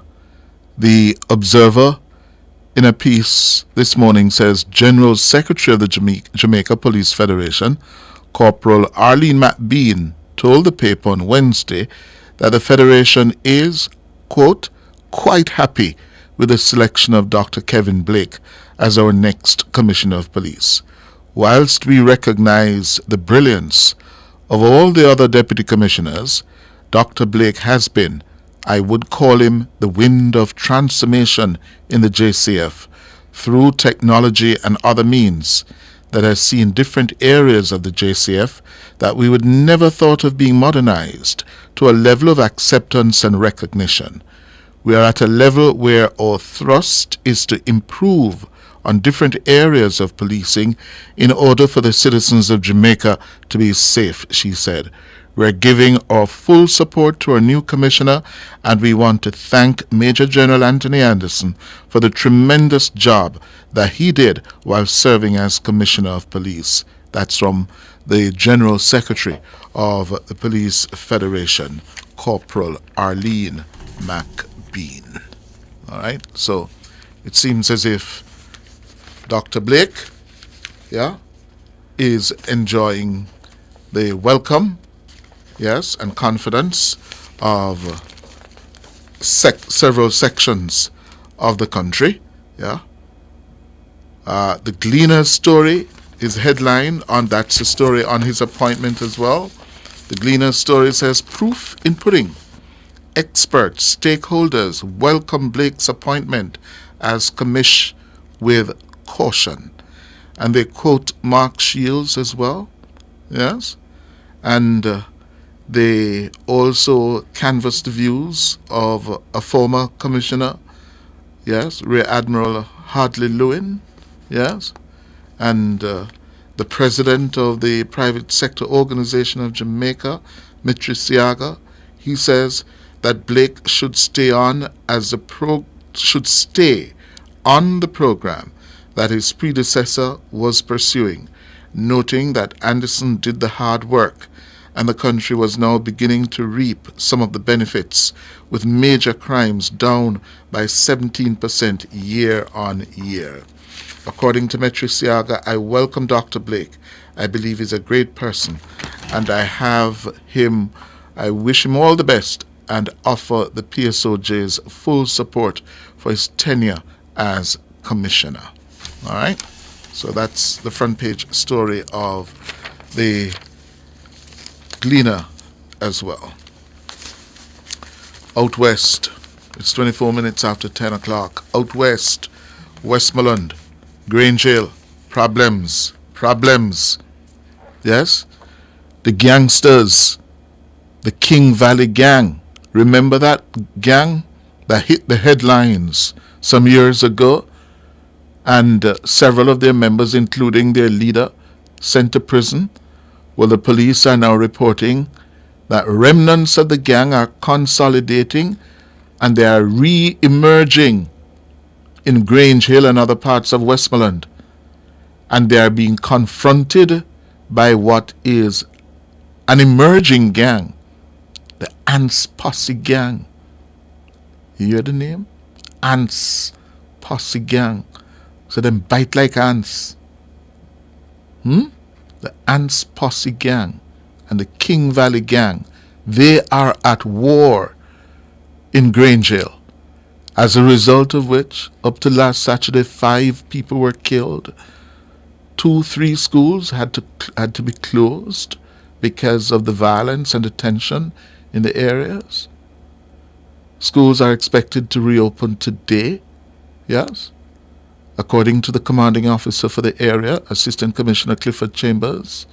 The security forces, in consort with the JDF, have had to be making all kinds of moves to restore peace in the parish and in the area. Yeah? He says the police plan to collaborate with the local schools, community leaders and residents. Yes? And that the security forces have been moving around the affected communities. Consequent on the flare up of crime, violence, gang, criminal activities in the Grangeville space, the police, with support from the military, has initiated several initiatives to contain and cauterize the issues, whilst we target and focus on some communities and some persons of interest. We do have a curfew that is still in force, and at the same time, the security forces are conducting several road policing initiatives with support from specialized operation and the area team and the military, of course. That's Assistant Commissioner Clifford Chambers. He's in charge of the Area 1 police, including Westmoreland. The police are calling on those with information, if you have information that can help with their investigations, in particular who are the violence producers. Yes? You know them. If you live in Grangeville and those parts, you know them. The police are asking you to help them. Yes? By calling the police emergency line at 119. You can't forget that. Call the police. If you know it's Damien Cunningham, call and tell them where Damien Cunningham is. He's at 6 Bradley Avenue. Yeah? Call them and tell them. Yes? You can also call them at Crime Stop at 311. That's Crime Stop at 311. You can also call them at 811. That's 811. That's the National Intelligence Bureau tip line. All right? So, and you can do that without anyone knowing. Yeah? That you are doing your job as a citizen of Jamaica. All right. We're going to go to the phones early this morning because of the coverage of the Klansman trial. We want to hear your views. Yes? Right? So we're going to take a break. Huh? What did I say? Oh dear, Klansman. No. It's a Vybz Cartel verdict. Yes? So let's go to the break now and come back with your calls. My hands were steady. My eyes were clear and bright. Cliff Says was brought to you by Educom Credit Union, providing value through service. And I held firm to what I felt was right, like a rock. Like a rock. I was strong as I could be. Jumpstart your fitness goals with Express Fitness. Sign up today and restart your fitness journey at an Express Fitness location near you. Enjoy safe, comfortable, and well-equipped gyms from 7 a.m. to 8 p.m. daily. Call 554-5180 for a full listing of our open locations. Express Fitness. Express Fitness. Your goal, our mission. You can have it all. Company events, birthday parties, or the wedding of your dreams. It's all possible at Grand Palladium Hotels and Resorts. We have magnificent event rooms and a dedicated team that will make your event the best experience that only Grand Palladium Hotels and Resorts can offer. Contact us at 876-619-0000 or call your favorite travel agency and ask about our promotion designed especially for you. Welcome deluxe, the cream cracker that rises to the top. So crisp, so light, so buttery. When you're good, you're just good. Hey, the national flavor. You go want to buy this bag. So good, it's just so good. Welcome Deluxe, the cream cracker that rises to the top. So crisp, so light, so buttery. National Baking Company, just so good. Mind your business, JA with Jump Online. The time brought to you by the Jamaica Accountability Meter Portal is 10:30. Our phone numbers are 630-9371, 630-9372, 630-9373, 630-9374, and 618-8255. Or find us on Facebook at Nationwide News Network and follow us on Twitter at Cliff Nationwide. You can also listen to Cliff Hughes Online live on the World Wide Web at nationwideradiojm.com or via the Nationwide 90 FM app on your mobile phone. My hands were steady, my eyes were clear and bright. My walk had purpose, my steps were quick and light. All right, it's 29 minutes going up to 11. Good morning, Alric. Morning, Cliff. How you doing? I'm fine. I'm good. All right. Very interesting day today. Yes. I think everybody is waiting to hear what you have to say when you break the news at 11. No, is that what we have to say? What the law lords have to say? Well, you're the station that most people, I think, are listening to. That's why I am keeping my ears tuned to you. I'm watching you on YouTube. Very well. Right, and the Klansman trial is on. So that's again. But what I really want to talk to you about, the budget speech with the farmers involved in terms of what will be able to come in duty free. I'm still a little bit confused as a farmer. And I heard the president of the JAS this morning on the morning show, and I'm still don't know. No, I don't think it's what to make of it. I don't think it's duty free. Yeah. My understanding is that the GCT, which we apply, to those vegetables and imported agricultural products, can no longer be applied based on WTO rules. But the duty is not lifted. They're still subject to the duty. Yes, but not the GCT. You get the difference? Yes. I'm trying because what things like carrot that used to came in a lot, and we used to buy a lot of tomato paste. One time I heard from out of Puerto Rico, but we have been doing tomatoes now, and then the farmers are getting worried that when the tax is lifted from what is coming in, the products from abroad are going to sell cheaper, so we would be driven out of business. Yes, Alric. Alric? Yes, I'm saying that the farmers are worried that they'll be driven out of business when the stuff that are coming in will be sold cheaper. And that was always a challenge, yes? But the duty is still going to be applied as far as I am aware. The duty is still going to be applied, yeah? But you can put GCT, yeah? So we shouldn't be worried then? I'm not saying that. I don't know. I can't say that. I will never be so presumptuous, Alric. Well, because you and your Cliff Hughes, I wouldn't mind.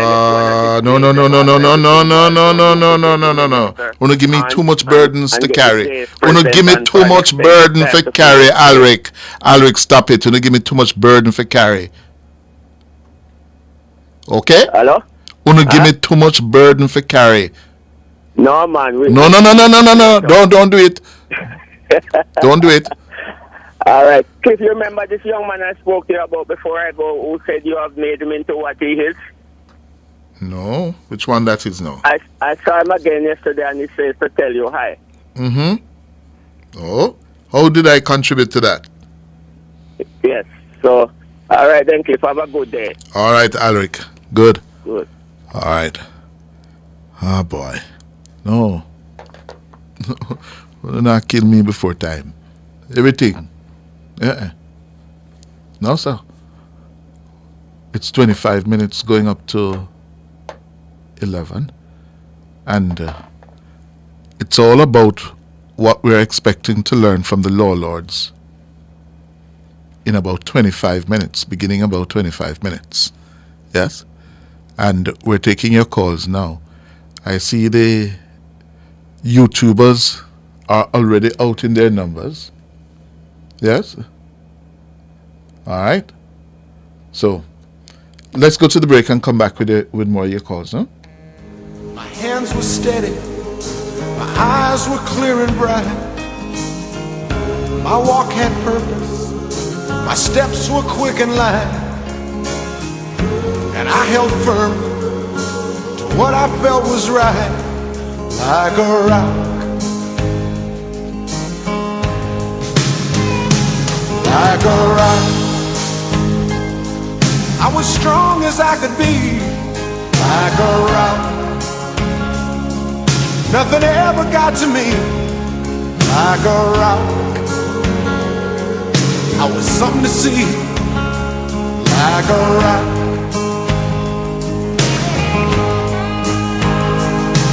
And I stood arrow straight, unencumbered by the weight of all these hustlers and their schemes.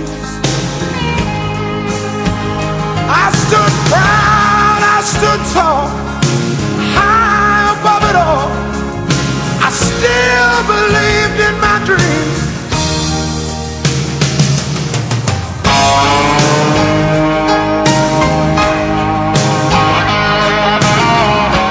Shar, good morning. Hi, good morning, Mr. Hughes. How are you? Midday, you know, midday. Good. I guess that's what we all say. No. I'm now being told that I'm a beast of burden.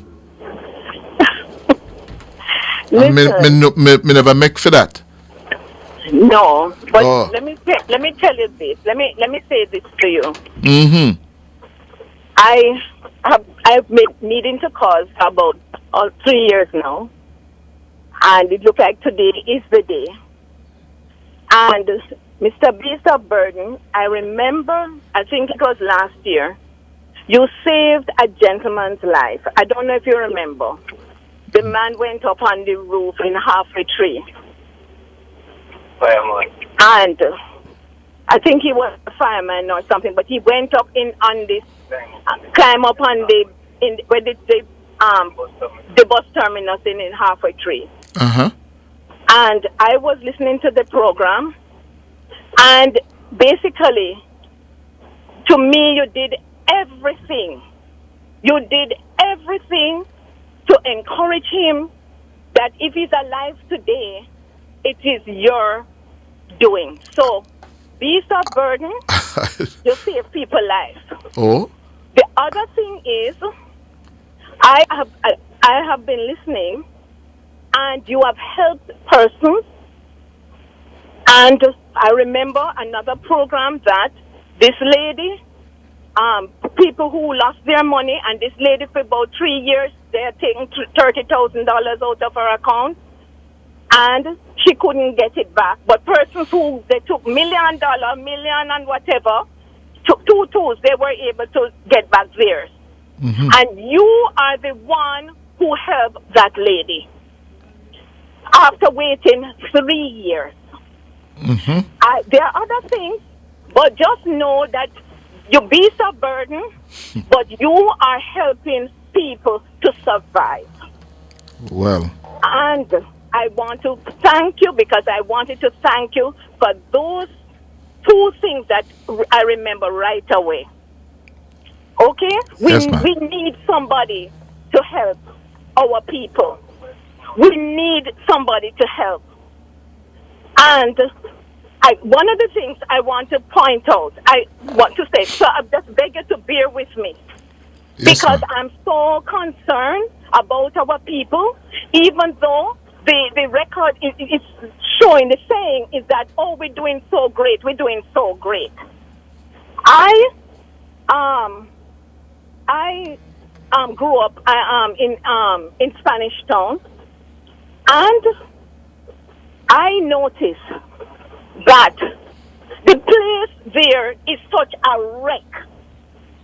There is no absolute improvement, more than constant chaos, chaos, chaos. Next is that why the market have to come to the people? Why don't people go to the market?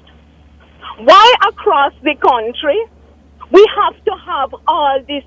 I don't mind people having their vending and to try to make a living.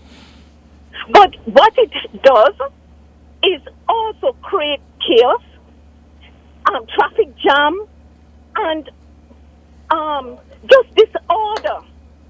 Why can't they do something so people go to the market? I remember a couple of time ago, the police was trying to keep people off the street and everything like that. Mm-hmm. No, as pedestrians, we have to be walking on the sidewalk where our life is in jeopardy, in danger because of the driving on the road. Right? No, I know that our Prime Minister, he grew up in Spanish Town. When last has he driven through there? When at last has he driven? The next thing I noticed, you go to there's a shopping center there. And now they turn it like, I don't know what to say. We're decent people. Yes. And the whole of the shopping center, them have everything out in the plaza, Yes, ma'am. And out of the store. And It is chaos. It is chaos. Worse. No, I'm giving you another example. Right? So, we just need some order. We just need some order here. The other challenge I have, I'm almost in tears because it's kind of long overdue. Oh. Right? But I'm shaking, sorry, sir. No, hold it together. Hold it together. Hold it together. I'm driving from Kingston on the Spanish Town highway, and the cars are driving on the soft shoulder, on the short shoulder, speeding on the soft shoulder. If somebody had an emergency and they had to stop or something, their life would be in danger.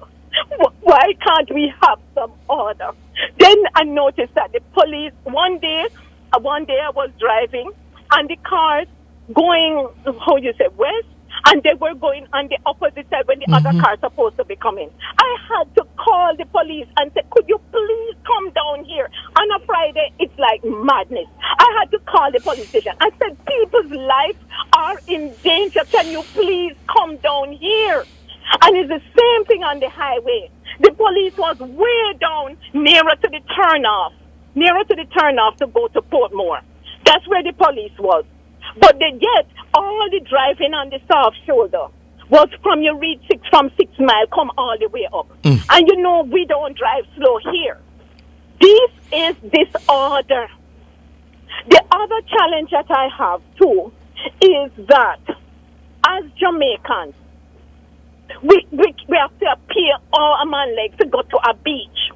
Do people know, does the government know that water helps to relax people? Water helps to bring people some peace? Why them have to pay Harman Lake? Why we have to pay Harman Lake to go sit down? This is our island in the sun, surrounded by water. But tourists can come and tell you how much so they enjoy themselves, enjoy themselves. But poor people cannot benefit. Just on a regular, you don't see if you just cool out, just go sit down at the beach, just rest yourself and get rid of some of the frustration. I have a real challenge. Listen, the government needs to know there's no easy way out. The other thing I want to talk about is our banking system. Do you know, I during COVID, 6:30 in the morning, I go farm line. 6:30 in the morning. This is Spanish though. 6:30 in the morning, I go farm line to go to the bank. This morning, 20 past 7, we go farm line to go to the bank. Where the bank get money from? Now we, the people, now for the money that we have worked for, that we have to go stand up. Some places you're in a sun. Even to draw money from the ATM. You have, if you don't have an umbrella, you are roasting in the sun. What are the ministers doing to help our people? What? Everything is so 2 hours. Monday, 2 hours in the bank. 2 hours. 2 hours this morning. What is the reason? You're standing up in line. Tax office. I went to the tax office to pay my taxes. And I was in the line. Right? I asked the gentleman, can we use the express line? He said, yes, it's finally open. A man came in front of me and the man said, I have been standing for over an hour. My back is tearing off. That is how we're helping people. That is how we're helping people to live day in, day out. Simple things. You work, money go in the bank because you work for it.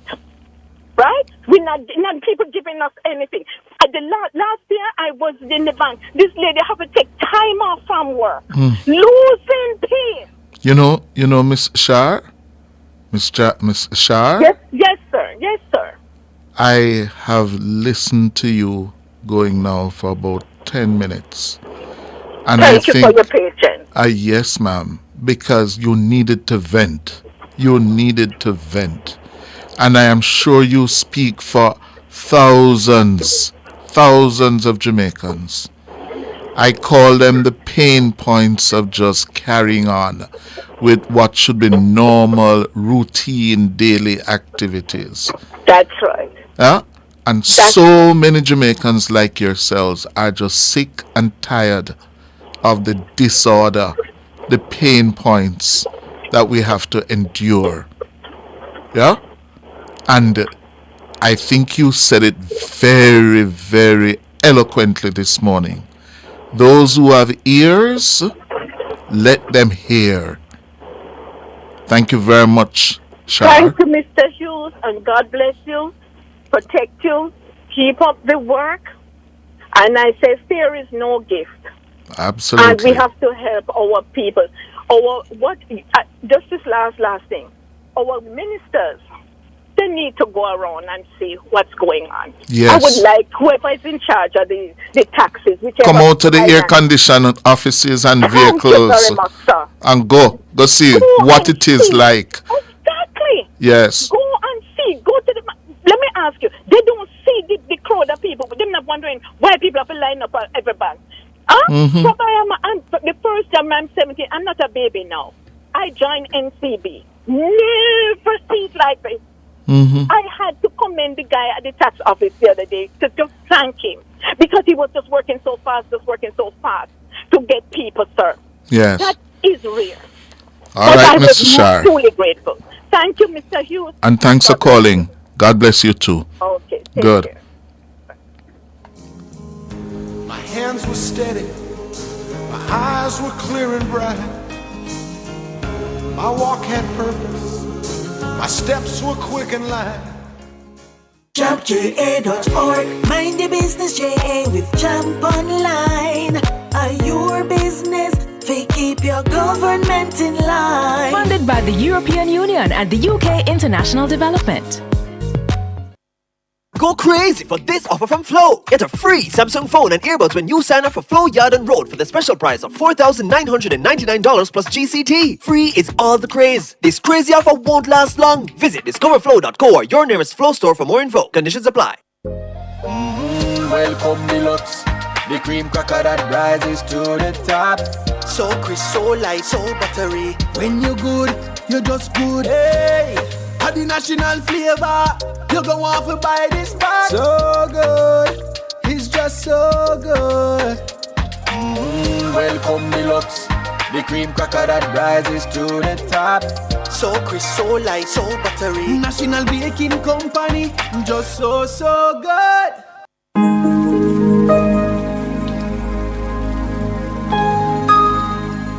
Hi there.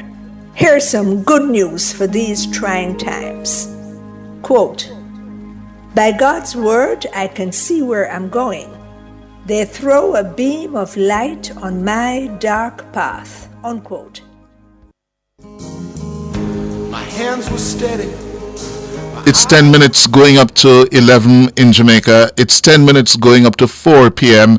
in London, where the UK-based Privy Council is expected to tell us the fate of one of Jamaica's most famous dancehall stars, Vybz Kartel. Well, we here at Nationwide went into our archives and will bring you back to that day on March 13, 2014, when Adidja Palmer, Vybz Kartel, was found guilty of murder. The country went on standby for the verdict at minutes after 4 on the afternoon of March 13, 2014, 10 years ago yesterday. This is how we at Nationwide started our coverage of the afternoon of March 13, 2014. Good afternoon, I'm Cliff Hughes. And I am George Davis. In Nationwide News at this hour, 11 jurors are at this moment deciding the fate of entertainer Vybz Kartel and his 4 co-accused in a small room in the Supreme Court in downtown Kingston. We'll go live to the Supreme Court and its precincts, which are virtually a fortress ringed by the security forces. And a peek into the life of Vybz Kartel, the man and his music.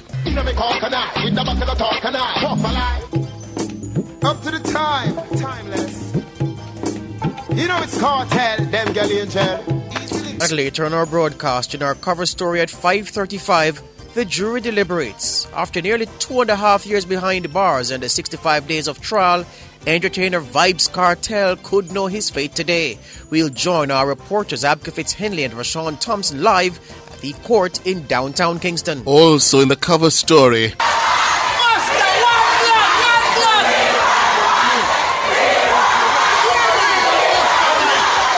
hundreds of Cartel supporters there outside the precincts of the Supreme Court. The head of the Kingston Central Police, Superintendent Victor Hamilton, will join us on the controls being used to contain the chanting Cartel fans. Well, that was how we began our coverage 10 years ago. Well, Abka Fitz-Henley and Rashawn Thompson also reported live from the Supreme Court that fateful afternoon. Well, I'm standing about 10 steps away from the main courtroom 2, where the trial has been ongoing since November last year. The jurors, it's now just about 5 minutes after 5 o'clock. The jurors have been deliberating since 3:45 this afternoon. That makes it they have been deliberating for just about an hour and 20 minutes. Not much movement from the jury room so far. 2 instances of movement, however. When a male juror exited, he was escorted by police personnel to the bathroom, and the same applied to 2 female jurors. They were escorted by 2 female police officers, blue team dressed in their white garb, their court uniform, escorted to the bathroom. They returned about 5 minutes later and back into the jury room. Based on how long will the jury deliberate, we really don't know. But what has been said to us by the attorneys following the case who have tried various matters over the years is that if in fact there will be a unanimous verdict to the jury, they are allowed to come back after an hour. But if in fact it's a split verdict, they are not allowed. A count will not be taken before 2 hours. So certainly, based on that suggestion, no verdict. If in fact it will be a split jury, no verdict will come back before at about 5:45, according to how the law goes. 2 policewomen are seated in front of the jury room where the jurors are deliberating. At moments there are sirens blaring outside. It's all excitement out here. Cartel's attorney Tom Tavares Simpson and the defense team, they are seated in a room to the right of the main courtroom. They are huddled in a meeting. Prosecutor Jeremy Taylor, he is inside the courtroom, and inside the main courtroom is a buzz. Lawyers from all over, police personnel, all awaiting that moment when we are told that the jury has arrived at a verdict. Stay with us, Abka. Let's go to Rashawn Thompson, who is also in the precincts of the Supreme Court. Rashawn, where exactly are you and what's happening?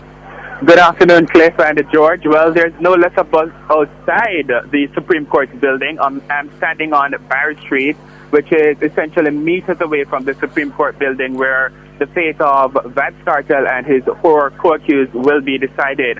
There's a very heavy security presence down here downtown in the vicinity of the court. There are lots of barricades and the barriers about as the police try to keep an expectant crowd, cheering, jubilant crowd, wanting to hear news from outside the court at bay.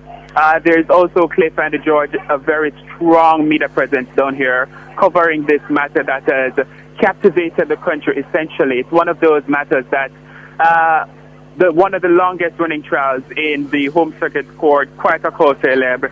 Earlier there was also a brief moment of chaos when more than over 400 spectators and chanting Cartel fans pushed down the barriers and were able to make their way up to the court building.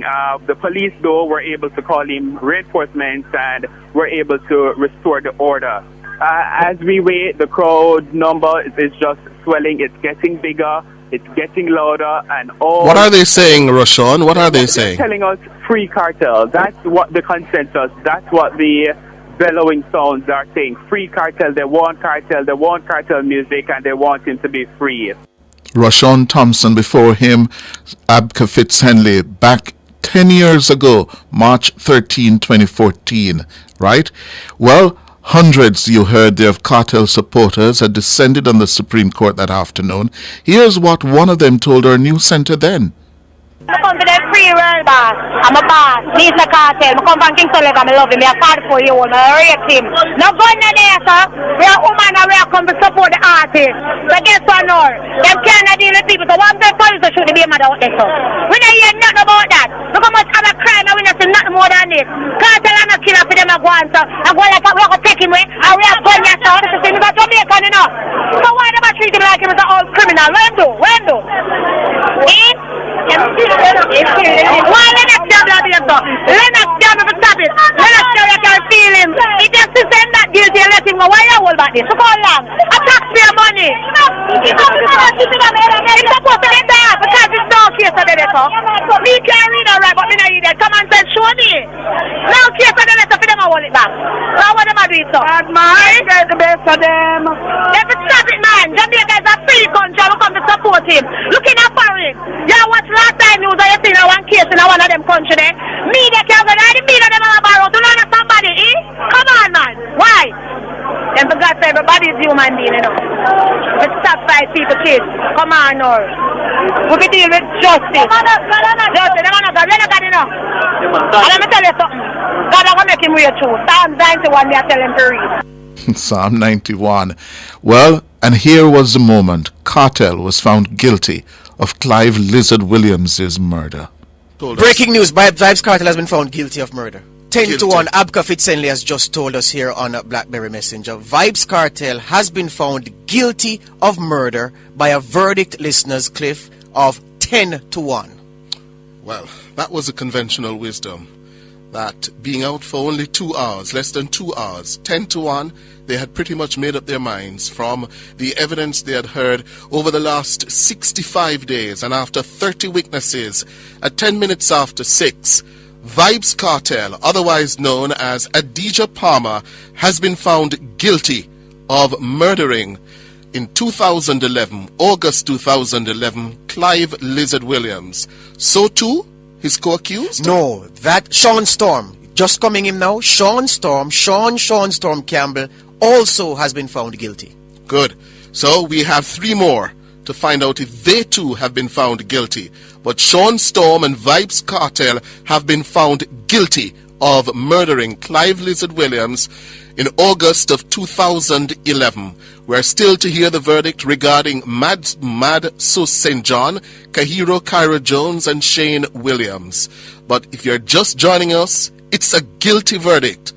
Vybz Kartel found guilty of murder. So too Sean Storm. A trial that started in November of last year. After 65 days, a lot of twists and turns. Now we have a verdict. The 11-member jury of 7 women, 4 men, retiring at 3:45 this afternoon. Cliff, I can tell you now, Kahira Jones has been found guilty.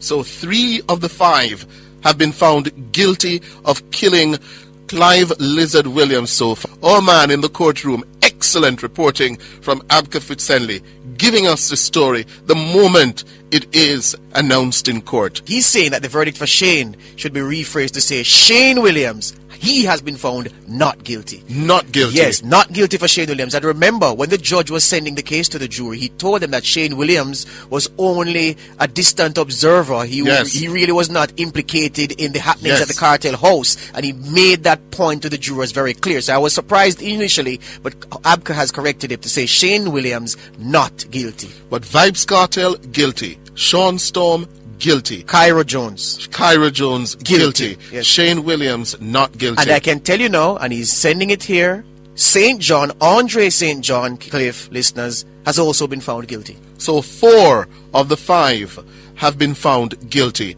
The only one to walk tonight out of the Supreme Court, a free man, will be Shane Williams. All others, including the dancehall star Vybz Cartel, has been found guilty of murder. Rashon Thompson, where in the precincts of the court are you?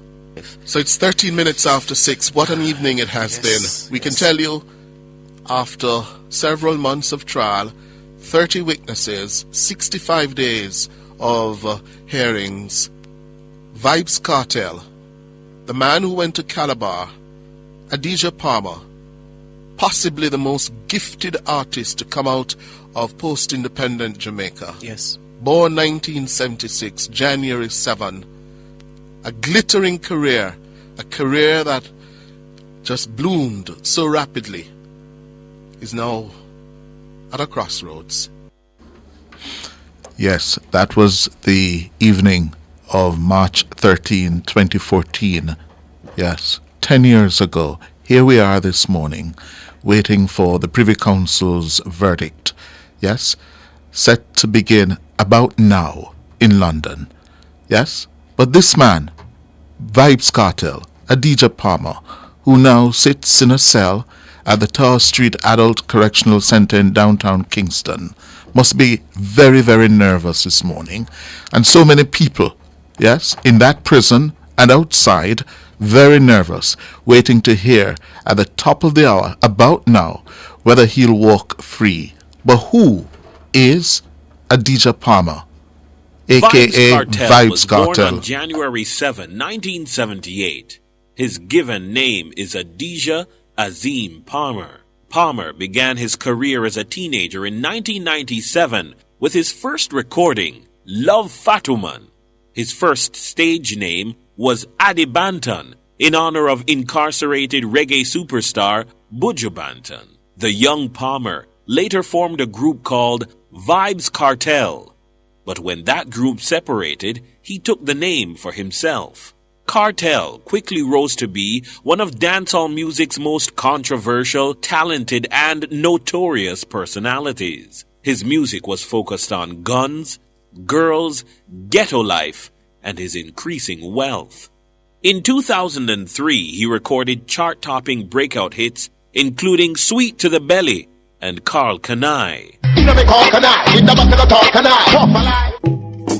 Up to the time, timeless. You know it's Cartel, them girl angel. Easily. I'm Mr. Corleone. You know the girl them feeling for we only. Right away. Up to the time, round to the hour. But look, they ain't got girls like mine. It's sweet to the belly. Cartel has always courted controversy. His first public display of physical violence came at the annual Boxing Day Sting, when he was involved in a nasty clash. Then the entertainer punched and drew the blood of veteran dancehall artiste Ninja Man.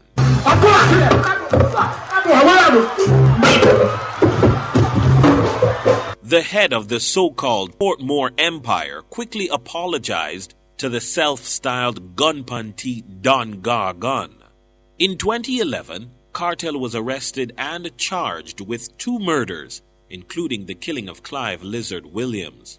Ironically, it was Ninja Man who had words of comfort for his colleague dancehall artiste in this interview with Entertainment Report's Anthony Miller. And the whole of we are pray for you now. Nobody feel like the whole music industry are pray for you. Because you miss out, I think. Because when we come out the road and me sing, we are going. It's like Cartel gone to prison with the music. No. Because there be a Cartel here and since him gone, come like them say popcorn will a spot. But popcorn just have theme spot. Right now music open for anybody. As long as you come perform and do your thing. The music all like a tree where woodpecker bore rolling out. Prior to the murder charge, Cartel had done a slew of collaborations with U.S. hip-hop artists Busta Rhymes, Pharrell, Akon, Lil Wayne, Missy Elliott, Rihanna, and rap sensation Eminem. However, some pundits argue that despite his then rising career, it was a matter of time before Vybz Kartel would find himself in very serious trouble with the law. A signal of trouble on the horizon came in 2009 when a feud with entertainer Mavado led to a number of shooting incidents across the corporate area. Police alleged the incidents were linked to the Mavado Cartel dispute.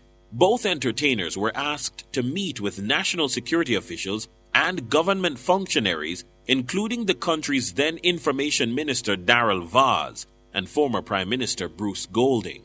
The nation's leaders were seeking to quell the escalating violence. More recently, in 2013, the National Security Minister Peter Bunting blasted Cartel and the influence his music was having on society.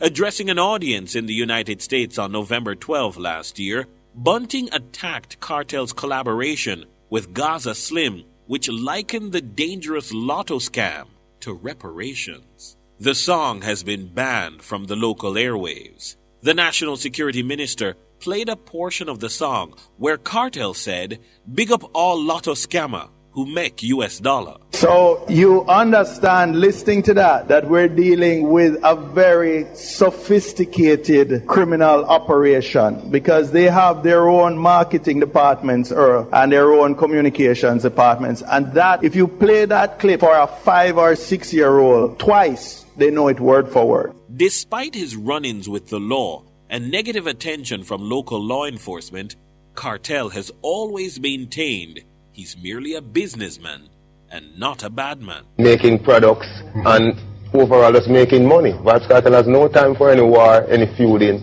With the verdict of the 11-member jury today, followers of dancehall music may well be pondering what's next for its arguably most influential and notorious talent. Dennis Brooks for Nationwide News. Thank you very much, Dennis Brooks. And the Law Lords have begun giving the verdict in the Vybz Kartel matter. Yes, we can tell you that our website is buffering because not our website, the Privy Council's website is under stress because of the traffic that has now tuned in to the website. I gather that Television Jamaica is streaming live the Privy Council's ruling, and we're trying to find out whether it is how they're allowed to stream it live when we are following the rules, yes, of saying no, we can't stream it, but the Privy Council's stream is going on live, right? So we're going to try and sort that out in a little while. Good morning, Honeybee. Good morning, Cliff. How are you doing? All right. Several things happening here. Yes. Yeah. The significance of today for you, Honeybee, and for people in the entertainment business. Well, I need to first remind people that we have to separate what we think of Vybz Kartel from what is necessary for a fair trial in our justice system. And that is what it comes down to today, all right? Whether Vybz Kartel and his co-convicts got a fair trial. For the entertainment industry, absolutely, I am sure people are willing and ready to welcome Vybz Kartel with open arms if today, he's granted freedom. Yes. What it will mean, will he return? Will he reclaim his position on the throne as king of the dance hall? We don't know. We don't know what his career, we have a verdict now. What is it, Ricardo? This is breaking news from Nationwide Radio. Go ahead, Ricardo. The UK-based Privy Council has allowed Vybz Kartel's appeal. It has quashed his conviction and has ordered that the case be sent back to Jamaica's Court of Appeal for a retrial. It has ordered this on the basis of jury misconduct. It says it found unanimously that there was significant irregularities. Wow. Repeating that. Stay there, Ricardo. The UK Privy Council has quashed the conviction of Vybz Kartel and his 3 co-convicts. And they've also ruled that it should be remitted to the Jamaican Court of Appeal for a retrial. 10 years after. Major issues there. Yes, we have Honeybee, we have attorney Saeed with me as well. Saeed, your initial reaction? So, just to make it clear, it's for the Court of Appeals to decide whether to order the retrial. Yeah? Oh, right. Based on my understanding of what I heard from the verdict. There's a bit of a glitch there, though. But that's what I heard. Yeah. So, the matter now is, can a retrial be had in the circumstances? After so many years. After so many years. And it will now be, as we would have interviewed Bert Samuels on before, can there really be a retrial? And again, if you're looking at a retrial, you want to ensure that the trial is fair, that it is just, that you can find an impartial jury panel, and that, in essence, the forum of such trial can be done in a manner that would not be prejudicial to the defendants. The Court of Appeal will have to consider those things, and so they've essentially returned it to the Court of Appeal to decide. And I did say this prior, Sir Cliff, that they would do that because the Court of Appeal is on the ground. They're in the jurisdiction in Jamaica. They understand the different things that play in the jurisprudence, and they would be in a better position to say whether or not to continue or to go with a retrial. And so again, you can see from the judges were asked, the law lords were asking this question about the jury issue. Peter Knox, King's Counsel, was arguing for the prosecution. They were saying one bad apple should not spoil the entire bunch. Here it is. It has been shown on this case that the law lords have said no. The case improperly went on. The jury panel did not properly sit. They should have been discharged. Yeah, and as a result of that, they have quashed the conviction. I did say that they would, and I did say as well that more than likely the matter would be remitted to the Court of Appeal for a retrial. Certainly, it is a partial win for the defense team. The defense team certainly would have wanted for unconditional quashing, which means that they would have been walking out of their various prisons this afternoon. That is not the case. It will now be remitted to the Court of Appeal, and certainly submissions will be heard from both sides as to how they will go forward. Right. So, Ricardo Brooks, you have been following as well. Tell us, what's the latest? Right. So the court has now adjourned, and just to remind the listeners, as we said, the Court of Appeal has allowed Cartel's appeal. It has overturned the convictions and has remitted the matter to the local Court of Appeal to consider a retrial. Yeah. Now, we're going to get some reactions now from across the country. And also, we are seeing pictures coming in. Yes, Damon, upload those for me. I just sent you. Jamaicans, celebrating. I can imagine. We have Robbie on the road. Yes, Kimon. We're going to link with... and just to make it clear, this was a unanimous decision. It was from the law lords. A unanimous decision, meaning all law lords agreed with this position. How many of them sat? Five. All 5 of them sat, and all 5 of them agree with this position. It was a significant jury misconduct. They could not get over that hill. They had to allow the appeal based on the summing up. In just delivering the judgment, the judge said the instructions given by the presiding judge, Lennox Campbell, was insufficient. Those instructions were insufficient to overcome what he described as significant irregularities, and therefore it said the board felt constrained to issue this unanimous ruling, a significant victory for Vybz Kartel. Jamaica's highest court has overturned his murder conviction. This is a win. It definitely is a win. And that is why people are celebrating. Yes. Robian Williams is on the line with us. Robian? Hi. Where are you, Roby? Good morning, Cliff. Where are you? I'm on Waterford, the Gaza, known as the Gaza, in Portmore. And the reactions there to the news? Let me let you hear. Let me let you hear. Let me.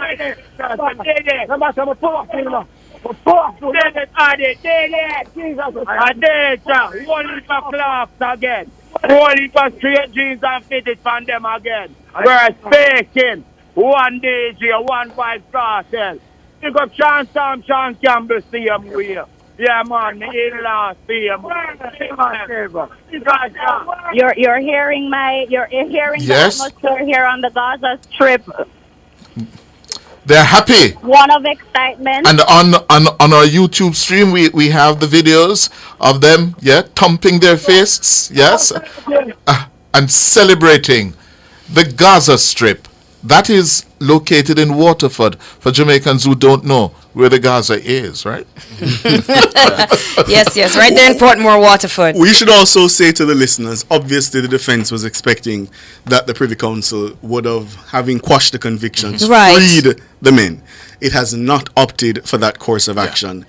Most legal analysts had said that it was most likely that a retrial would be under consideration. Yes. It is now to be seen how the Court of Appeal deals with this. And by the way, Ricardo, according to Section 14.2, and I'm seeing it here at paragraph 63 in the now written judgment handed down just now by the Privy Council, the Section 14.2 of the Judicature Appellate Jurisdiction Act, it permits the retrial where a conviction is quashed, but if it's in the interest of justice. Indeed. Certainly the Court of Appeal will have to hear arguments from both sides Right. as to whether or not pursuing a retrial in this matter would be in the interest of justice. Yes. Yeah, and that has a lot to play, certainly on the prosecution side, as it relates to the strength of the evidence, the After 13 years, the Saeed. circumstances surrounding that case. On the defense, I can tell you, the 13 years having been passed, as it relates to how evidence was treated in the first instance, can we now account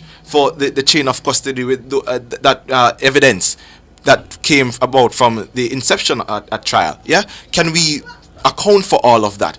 These are varying things, and again, to put into context as well, he's served about how much years now? 10 years. 10 years in prison. That will certainly play a part as it relates to his health and all of those things.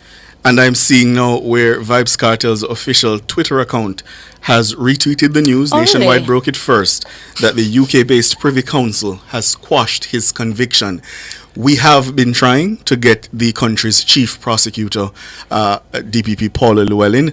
As you can imagine, emotions are running high now at this moment across the country. The chief prosecutor indicating that she will not be speaking at this point. Okay. At this point. Absolutely. Yeah. And by the way, just to make it absolutely clear, a retrial has not been ordered. It's been Consideration remitted to the Court of Appeal. For them to It is decide. for the Court of Appeal To decide. whether they will have a retrial in Or this matter. set them free. Yes. Wow. Well, just to recap, at 18 minutes after 11, the ruling has come down. Vybz Cartel and his 3 co-convicts have a lot to be happy about this morning because their conviction has been quashed, right? Quashed On the by matter- the UK-based Privy Council. On the matter, Sir Cliff, as it pertains to the other aspect of the appeal, remember now, the jury aspect was just one aspect as relates to the Interception Communications Act and Right. how that evidence ought to be treated. The board noted that at this point in time, because this appeal was allowable, which shows again how strong that jury argument was, they're saying because this appeal was allowable on another ground, that being the jury argument, they did not need to go into the constitutionality as to what took place with the evidence concerning the Interception Communications Act, and that they will allow that to be had at another time in other circumstances at the Constitutional Court. That means the jury issue was so strong. Yes. It was so fundamental.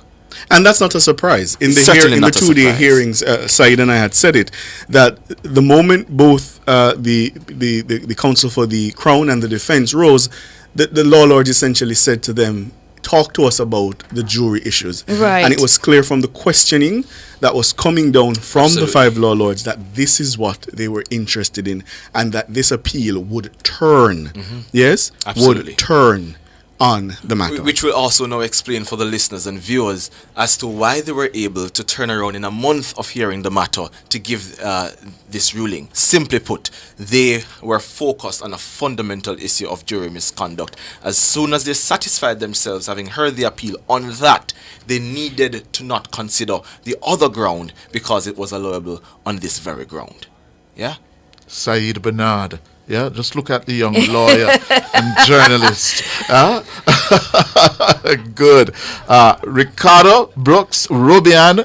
We're going to take a break and then come back with more from our team as we provide coverage of the Vybz Cartel Privy Council ruling. They have ordered that his conviction in the Jamaican court be quashed and the matter be remitted to the Jamaican Court of Appeal to decide if there should be a retrial. That's the verdict. Stay tuned to Nationwide 90 FM. My eyes were clear and bright. My walk had purpose. My steps were quick and light. And I held firm to what I felt was right, like a rock. Like a rock. I was strong as I could be, like a rock. Nothing ever got to me, like a rock. I was something to see, like a rock. You know it's national. If you're up on the road or even home, it's always national. National. Even at church, have a snack at work. Little peanut no hurt.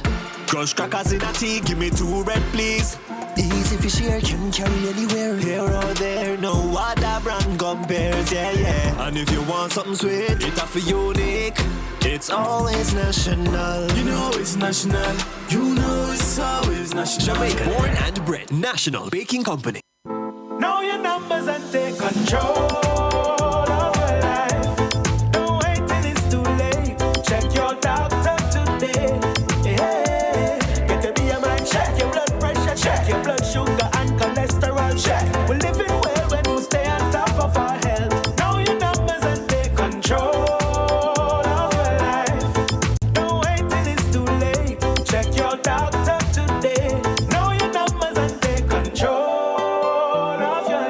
Message from the Ministry of Health and Wellness.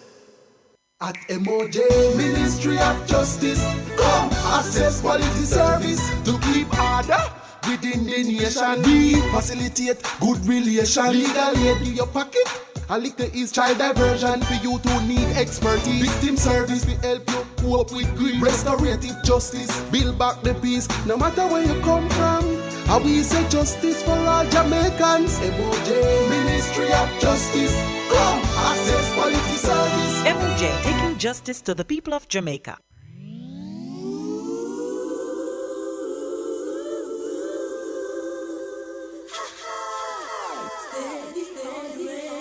Yo, theater. Me want go. Me want go. Listen, you can't get a prison. A next man of your girl when you're missing. Stay far from war that a copper and lead. You can't get when you're dead. The food, the bed of concrete. Sunday gleaner and me damn sheet. You can't sleep dead, me a warn you. A pure roach and rat a crawl upon you. When the cage lock, you have to tug it up in a them place, yeah. Dirty like rubbish truck. Me just a pre-back, happy days memories. When me kids, when me wife, when me Benzes, them place, yeah. Make you know who your friends is. Make you know the real girl, them from the NCs. If you a punk, if you not know the fences. Bad man jailer, beat out your senses. The electric fences and the tall wall. Regular messy, man sit down and start ball. Society, there's so near, boy you can't go. Every day, so me just a pray, say me want go. Good morning, and welcome back We're here on Cliff Hughes Online. I'm this thing of Honeybee, and the whole team is here. Yeah, man, everybody out this day. Everybody's yes, out today. Triple X, you're making your debut on Cliff Hughes Online. You know, I'm a graduate now. That is it. I'm bambine. I'm with the big boys now. So, ladies and gentlemen, I really and truly couldn't pick a better time to be debuted right here, right now.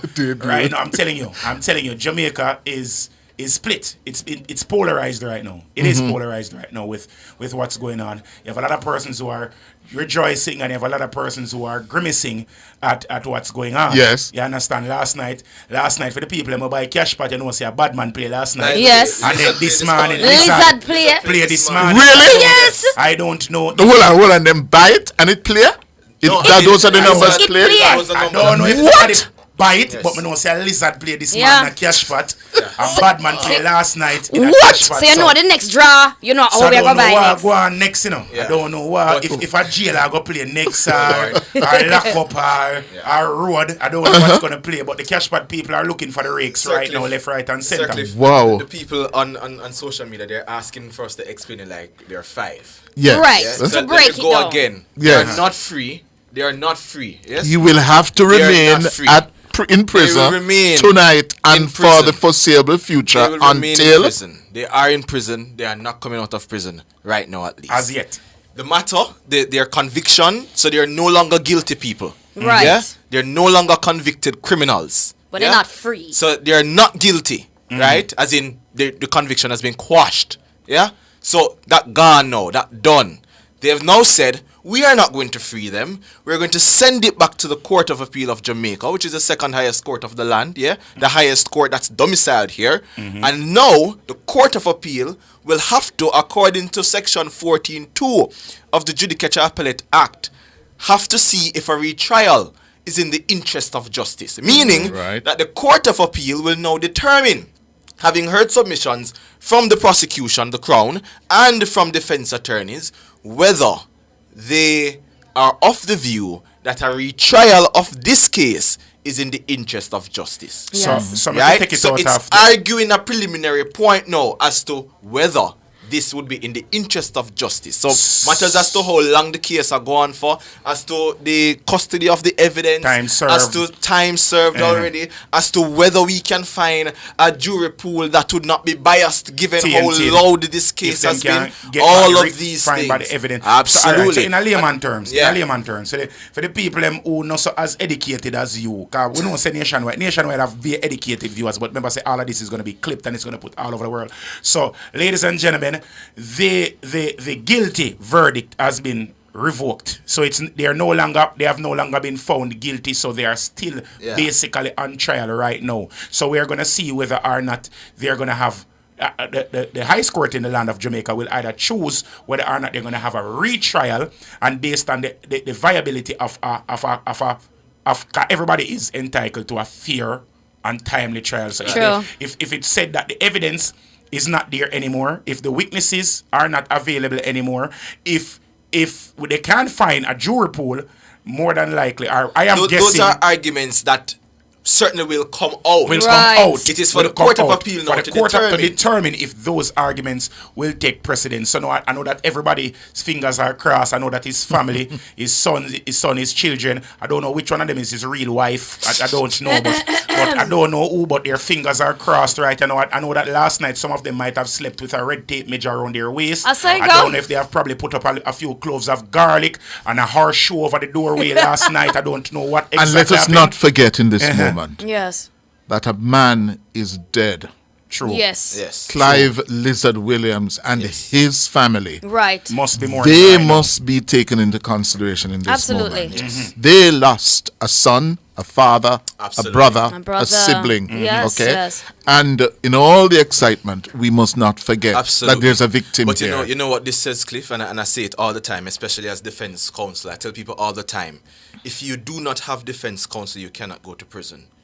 In other words, the system does not function without everyone doing their job. Right, and doing everyone it playing their properly. part. Yeah. So the defense counsel has to do their job. The prosecution have to do their job. The judge has to control the trial in such a way to ensure that things as these do not occur, or when they do occur, you deal with it. But a potent question now to be answered, Sir Cliff, in as much as the Jury Act was already amended when it comes to these particular things, a question now comes to mind that certainly parliamentarians will have to tackle with. I know the DPP, if she ever speaks on this matter, will bring it to bear.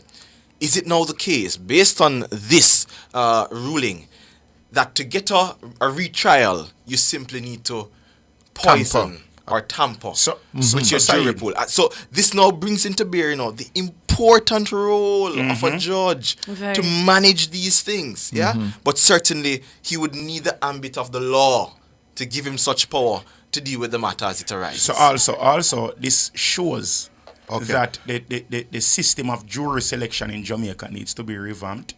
How we protect the jurors while they're on trial, where they are held, how we keep them untainted, untarnished, all of those things have to be brought into consideration, because as you said, based on this precedence and based on this occurrence, there are a lot of persons out there who are seeing now. So all that you have to do now, or what you could do now, is to tamper approach with a juror. Hold it for us. Our reporter Kimon Thompson is with the lawyers, or a couple of the lawyers for the co-convicts. Kimon, tell us where you are and who you are with. Kimon, go ahead. Yes? Bert Samuels here. Bert Samuels. I thought we were going to speak with Kimon. Good morning, Sir Bert. Good morning, Bert. Good Your morning, reaction? It's victory. It's victory. The convictions have been set aside by the Privy Council. It's not all we wanted, but the men are now no longer convicts. They have been acquitted by the Court of Appeal, but they must go to the Jamaican Court of Appeal for them to argue whether there should be a new trial or not. So that's the situation. What one practical implication? Does this mean that they should be released from prison? Well, what happens, Cliff, any person who is awaiting a decision of the court can apply for bail. Yes. So they can now. The first step is to seek bail. Oh, so they can seek bail from the court to say, let's get out of this prison and go home. Yes, we want bail pending a decision of the Jamaican Court of Appeal, whether they should have a retrial or they should be free. Yes. Tell me, Bert Samuels, based on your experience and knowledge of the law, are we into uncharted waters given the length of time since the conviction 10 years ago? Yeah, you've hit the nail on its head, Cliff. After 10 years after the conviction, they've been in custody for 13, 14 years. I think that it would be respectfully a travesty of justice to bring them back before the court. That's my humble opinion. But is there precedence for this after so many years? There have been cases where people have been in custody for an inordinately long time and there has been a retrial order. There are several factors which move the court one way or the other, and I don't want to preempt them. Mm-hmm. So tell me now, as a senior... Last question, Cliff. Last question. I got to go. Yes, as a senior counsel on the team, what's the next immediate step for the defense lawyers? Okay, don't call it the team. I'm for Sean Campbell only. The next step is to see whether the clients will retain us to go and apply for bail or retain us for the Court of Appeal in its decision whether there'll be a retrial or not. Okay. Gotta go, Cliff. Thank you very much, Bert Samuels. I can explain what he just brought to bear. Go ahead, so what happens is, again, criminal defense law, beautiful area of law, guys. He's just in his You're in your Aki. You understand? Aki right now. Go on. Yeah, so what has happened now is his retainer has come to an end. Yeah. Oh. What do you mean by retainer? So the retainer is the money that you pay us. Yeah. To say, Mr. Bernard Law, I need you to go and defend that case, right, Triple X? Yes. And I said, very well, it will take you up to this point. Mm-hmm. So the retainer is to do the appeal. They did it at the Court of Appeal. That retainer would have expired. They're retained to go to the Privy Council. The Privy Council has now handed down their decision. By right, their job is done. Yeah. Okay. You now can retain counsel to say, all right, you will now argue this at the Court of Appeal, and I will also pay you a retainer to apply for my bail. Why can you apply for bail, ladies and gentlemen? Because they are no longer seen as criminal convicts. Wow. They're no longer seen as Wow. criminal convicts. That's a key point. No, let me put it to you as well. They don't have to get the bail, you know. They Okay. don't have to get the bail. The judge can say, based on the circumstances of the case, using the Bail Act, and mind you, now it's a beautiful thing, because you can argue the Bail Act, and I don't want to go too much into it, but the Bail Act. Remember now, the Bail Act was recently amended to take into consideration certain things. For example, like zosos or gun crimes. Remember now, there was the amendment of the Bail Act.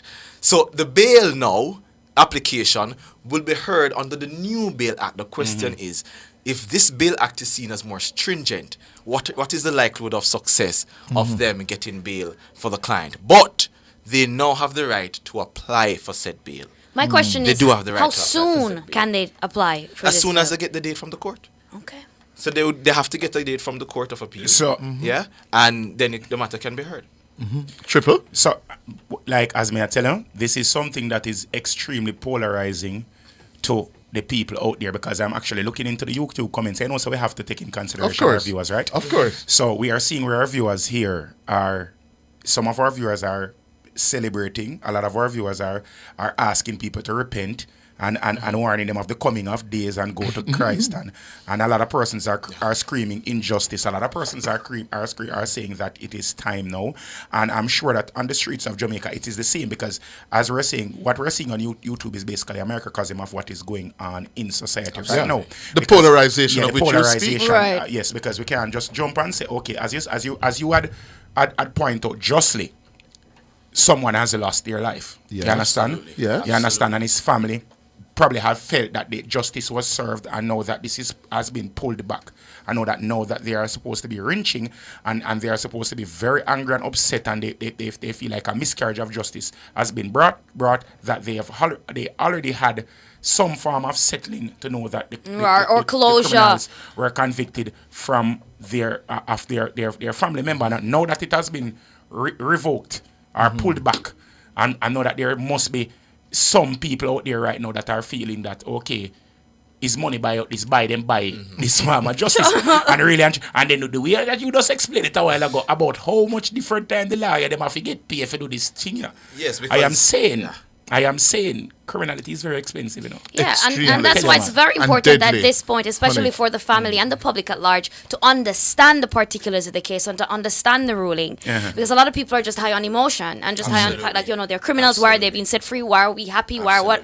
But the thing is, it's about a fair trial. Yes. It's not about whether they're guilty or not. True. And I mean, that does have its importance, you know. We are not supporting criminality at all. None at all. But what we are is for our justice system to operate fairly and ensure that everyone can sit in court, right, and get what they deserve based on the protocols that are regulations that are properly. Let me ask you something, Saeed. Subject to the retainer now being settled, yes, As going Sir Bert forward, said, yes. What's the average turnaround time for the lawyers who will be retained to take it forward, the average turnaround time to apply to the court for bail and to get a hearing? So the reality is, Cliff, usually when you're charged, you go before the court and you indicate, I plan to make a bail application. And you're given a date to make that bail application. And on that date, you go and make the bail application. The matter of bail is very simple, Given But in this particular circumstance, Right. Given the circumstance, I would imagine that once they get such a date, from the Jamaican court now, as to when they will appear, then they might be able to then No, what I'm asking though, I'm trying to get down to the nitty-gritty. Yes?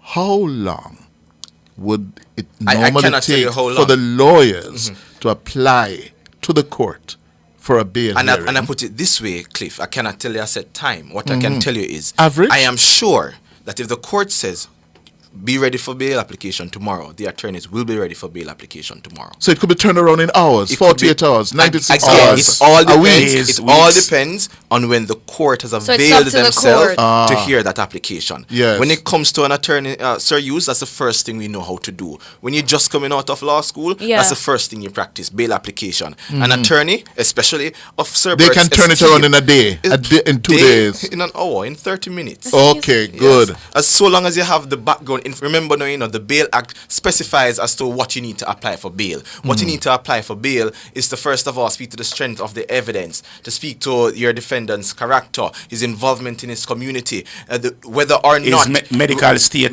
medical status, Family dependent and state. that's what you call humanitarian grounds. So Right. the health will certainly come into play if a bail Yes. application is to be heard. What will also come into play is this person likely to abscond from the court? Yeah, that's always a big argument to say my client is an upstanding citizen, or my client is well known in the province of this country. My Right. client will go nowhere. He cannot Or walk can't through go any nowhere. airport because Right. everybody would know him. Yeah. Yes. Going through the circumstances and the factors to be considered by a judge according to the Bail Act, they would then use that to make the bail application, and that, Sir Cliff, is common knowledge. So real. Yes, but So quickly real. before we go any further, all right, and I want Triple and Honeybee to come in on the next point.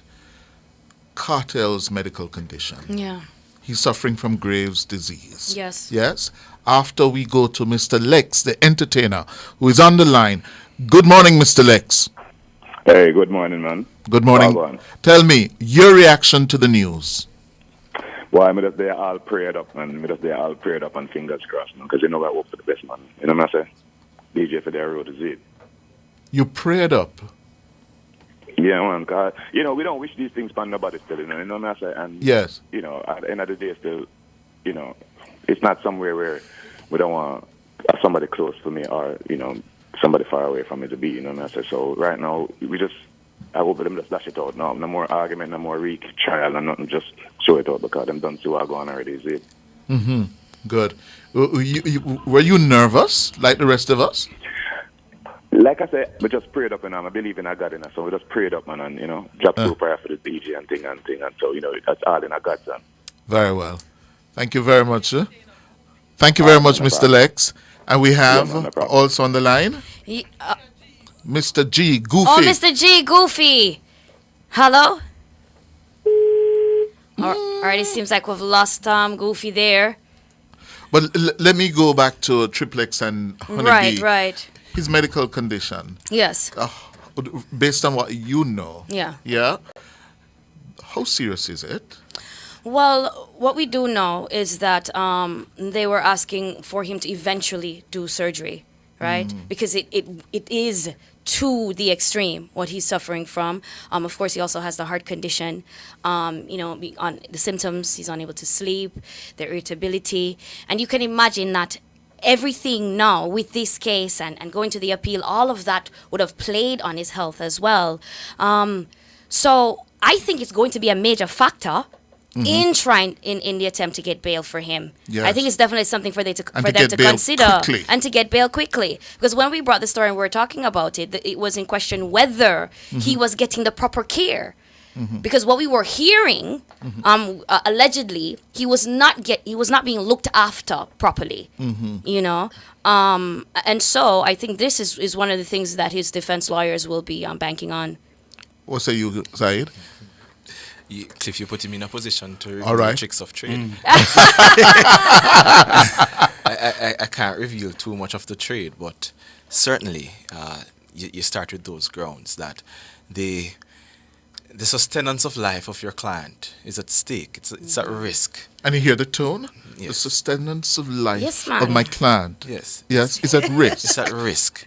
And Grave risk. And you can imagine as well that we're now of a view that the state does not have the resources or the capacity to ensure that my client can get the necessary medical help that he needs to function. Yes. And so, on that ground, on Your that Honor, ground, my learned friend. my lady, my lord, yes, on that ground, you can also, it's a strong way to ask for bail. Again, in conjunction with the fact that the case has been proven to have been mistried, and it's now back here again. Mhm. He spent some time, and he will not abscond. Yeah, things like that. Yes, you see what people need to understand is this, and we're having this discussion yesterday, right, Cliff, that we need to understand, say, you say law and justice is not how I feel or you feel. Yeah. You understand? The laws of the land, it protects everyone. Right. Everyone is equal. Regardless in of the- who you are. Yes, the weight of the law is on everyone's shoulder. You understand? Regardless of who you are, regardless of what popular culture believes, regardless of what the church believes, what they deem, it is here for everyone. It's the great equalizer. Justice is you understand? blind. Yeah, and justice is blind. You understand? So Or the should be truth blind. of the matter is this: irrespective of however it is that we feel about this conviction, we have to accept that the law is the law. Whether it is in our favor or it is against our favor, the law is the law. And we cannot live in a country or in a society that is of lawlessness. And if we pervert the law just to supersede what we're against, that is just as Then criminal where do we as the start? person who we believe did a criminal act. So we have to live within the law and of the law. So what we need to do now is to look at whatever has transpired now and learn from this and move forward with this to know that, okay, whatever mistakes were made in the trial, whatever mishaps, whatever misjudgment, whatever misuse or miscarriage of justice that has happened, we have to ensure that precedents are set, or things are implemented to ensure that this does not happen again. Very well. You understand? We have Mr. G on the line now. Mr. G? Afternoon. Good day. Good morning, Mr. G. Good morning. What are your thoughts on the verdict for Vybz Kartel and his 3 co-convicts? They're no longer co-convicts. Sorry, let me rephrase. Yes. For Vybz and Co-accused. Right. You're actually factually incorrect now. Thank you very much, Just to put it Saeed. out there, they're Alright. not convicts. Any They longer. have now preserved or been restored Yes. the presumption of innocence. Okay. Yeah. Go ahead, Mr. I think this case on a whole, it's very frustrating to the persons involved and to the public at large, because this has been from 2011 coming right up to now. Yes. I think it's very tiresome. It is very costly and everything, and I think whichever way it's going to go, I think we need closure to it. We need closure to the case, because basically the whole world that relates to dancehall and even outside of dancehall was looking forward to seeing Cartel and Sean them come back on the street. And now it's like when you remember Coney Park and you go up on the roller coaster, we feel like we're taking a roller coaster journey at this point in time. So it's time for it to come to an end now. I think we need that. I think we need that. It needs to just like this time. Like I think if them going even go retrial, maybe them need to give the man them bail until the trial and them things, because from 2011 till now, a whole heap of years that incarcerated, and we don't know at this point in time what exactly transpired, but on Cartel and his friends' side, them have them family, them have them youth, them, and on the lizard part, him have him family and things. So right. So, but it's not just a clear cut thing. True. It's something. Many moving parts. Whole heap of different sides to the thing. But at this point, we just feel like we're on a roller coaster, and we would like the ride to come to an end so that we know if it's a yay or it's a nay. And I think that is the sentiments with the public at large as well as myself. Thank you very much, Mr. G. And through all of this, one second, through all of this, on behalf of Nationwide, I would really and truly like to send condolences and our gravest sympathies to Lizard's family. You understand me? I say we have to. Yeah. This is not something easy for them to stomach in the day. We can't just allow the jubilance of everyone else to just overcrowd the fact that there's a family that is really feeling pain Williams family right now. So we do have to send our condolences to them, irrespective. And I really hope that they can come together as a family and get through these turbulent times right now. And you know, Sir Cliff, what would be useful, I think, to highlight is, even as Defense Counsel, again, we are doing our job. Our job is to ensure that justice is maintained across the board.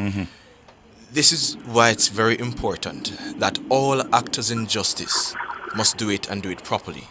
Yeah? All actors of justice must do it and do it properly. Because what this shows is that in as much as a family is hurting, you have to do something properly if you want justice for that family. That is it. And so in as much as we understand the pain of the victims, you know, when it comes to these matters, certainly we have a job to do. And everyone in this system has a job to do. If we do the job well, the system works. And we have some more reactions now from Waterford, where the Gaza is located. Let's watch and listen. Was Cartel when I happy? Was Cartel when I good when I happy? So me happy more overwhelming, more overjoyed. We keep working. Can't be done fast. Can't be done talk. I like that talk. We glad me live to see them come a road. We glad me live to see Cartel come a road. And you see it, Father. Yeah, man.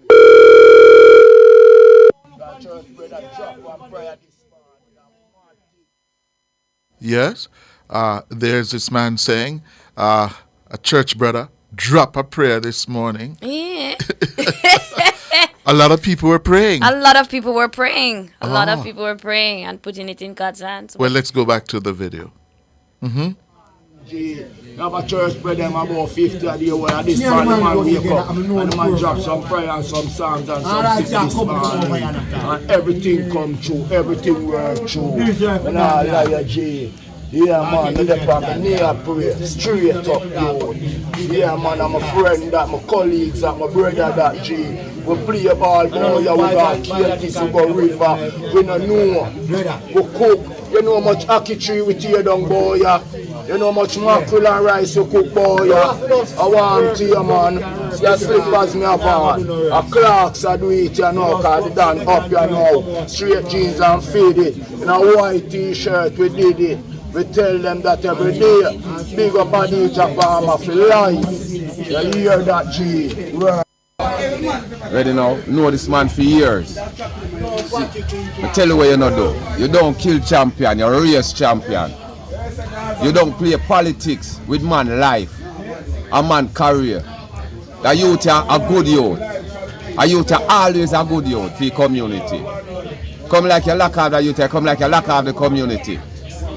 You understand me? But there's a thing where them say God a God. You can't keep a good man down, yeah? Trust me, the youth are doing lots of good things for people. No joke. But society do this. And no joke me I tell you, a society do this. What the hell you're a race champion, brother. You don't kill champion, you're a race champion. Well, the reactions there from Waterford, yes, where the Gaza is located, and Cartel, Triplex, Saeed, Honeybee, of your generation, yeah? Tell me, at 48, born January 7, 1976, went to Calabar, very, very intelligent man. Very bright. Very bright, yes. I interviewed him, and I was struck. Oh, you did? Yes, I did. I did. When he was Black Cartel or? post demyelinated. Yes. And, you know, I found him sharp. Yes. Yeah? Quick. Witty. Yes. Question. Is he now past his best? as an artist? I think I was saying it on the E-Zone yesterday that being locked away from the world for 13 years, it's bound to change you. You have to change. Who he is going to be when he comes out, I'm not quite sure. Mm-hmm. If he comes out. If he comes out. If that is the result. What I do know of him, I think he has what it takes to reinvent himself, Mr. Hughes. Mm-hmm. Because, yes, the songs he's been releasing of recent, I'm not really catch on. Yeah. You know what I mean? His last EP, I don't really too know much of the songs from his last EP. You understand what I say? In a lot of ways, you see some people saying dancehall kind of move on from Cartel. Dancehall is somewhere else now. That the people that must say. However, we're looking at a man who I think, has the perspicacity to turn things around. And if he comes out and find, peace within himself and can return to the studio and return to dancehall, I think it's very possible that he may find, another mountain within himself. Yes. No. Triple X? Is he past his best? Check. All right. Now, to be honest now, and we are speaking about the talent of You have 30 the person. seconds. We're not talking about the person, right? Me not feel like him past the best. Because if he was able to maintain an audience and maintain his demographic while he was incarcerated without being able to experience what is happening within the world, when he's in the world and off what is going on right now and living the experience that he has been, he will be able to translate, because he is, the truth of the matter is, we're not talking about who he is as a person, we're talking about his talent and his application of the intelligence that he has garnered, or the knowledge that he has garnered. He is a poet in his right. Okay. You understand me I say? So he's not. I don't think he's past his Good. best. Just before we go to the news, Kiprich, good evening, good morning. Good morning, Kiprich. Hello? Yes, good morning. Your reaction to the news? The breaking up a little bit, but say it again, sorry. What's your reaction to the news that the Cartel conviction has been quashed and the Court of Appeal in Jamaica is now to decide if he should be subject to a retrial? And I think they should just free the man, because all the appellant, I think they should just free them, because 13 years is already served, and that I feel like that's enough time for any human, for rethink and reform. And then another thing, why should any citizen suffer the consequence of a justice system that fails to do their job in a proper manner? That just don't make no sense. So this retrial thing, I don't see the sense in it. You know what I mean? We can't adjust the book because of them blunder. Okay. It don't make sense. So you say free him now? Yeah, free now. Yes. Is he past his best, Kiprich? Say that again, sorry. Is he past his best after being in prison for 13 years? I didn't hear the phone. The phone was... All right, I think we're not good. Let's leave that. It's almost time for the news, but I want to say thanks to Honeybee, Triple X. Thank you very much for helping us to cover the Cartel Privy Council verdict. Saeed Bernard, Ricardo Brooks, and of course, we're going to make way now for the World at Noon. This is Nationwide and 90 FM, the program Cliff Hughes Online.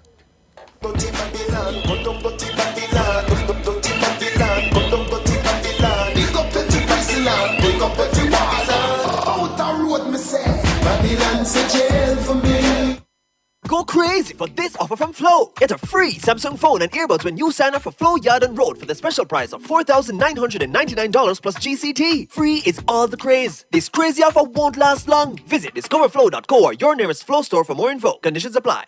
More savings, more choices. Get active with Active Home Center. The one-stop shop for everything for your home. We have more savings, more choices, unbelievable prices. Wide selection with the latest style. The kitchen, bathroom, right down to the tile. Buy the hottest items on spot, don't miss out. Best options under one roof, no doubt. More savings, more choices. Visit us in store or online at www.activehomecenter.com. We have more savings, more choices. EduCom is at it again with the EduPower Energy Loan. Cut your high energy bills with solar. Power up your home, business, or upgrade existing equipment. Access everything solar. Panels, water heaters, and much more. You've got the power with the EduPower Energy Loan. Borrow up to $3 million with up to 5 years to repay at competitive interest rates. Conditions apply. Call EduCom at 876-926-6973 for more info. EduCom Cooperative Credit Union Limited, providing value through service. Outperform, outlast. We top performance. Chakama. Reliable, full stop, not comma. We have the expertise for drilling and demolition. We have the power tools for plumbers and electricians. Fancy select tools, free parts and free repairs. 3 parts, free repairs. 2 to 3 years. Hilton, available at Delta Supply, 106 Hagley Park Road. Call us at 876-302-6111-4. Delta Supply. We service what we sell. Total Tools Rental and Electrical Supplies is Jamaica's one-stop shop for tools and equipment rental, sales, repair, service, transportation, and parts. They almost always have it. If they don't, they will source it. Check out their pickup and delivery service and their equipment with operator for hire service. Visit their Ocherius or Crossroads branch. Follow them on social media. Call or WhatsApp 876-834-5300. You're listening to Nationwide 90 FM. The time is 12 o'clock. It's credible and factual. The World at Noon on Nationwide 90 FM.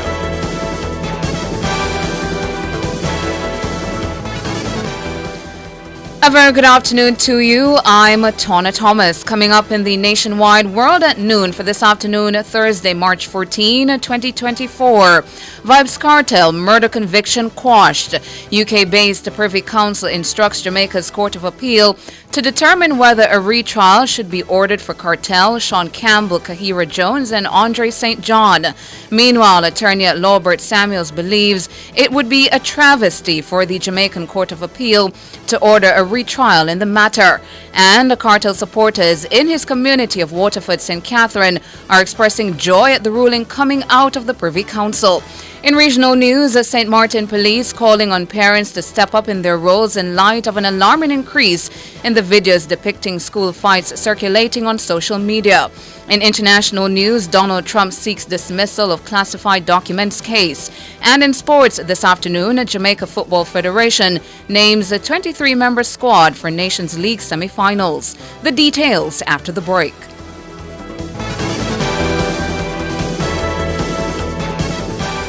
The Midday News is brought to you by Total Tools. We almost always have it. If it's news, it's got to be Nationwide 90 FM.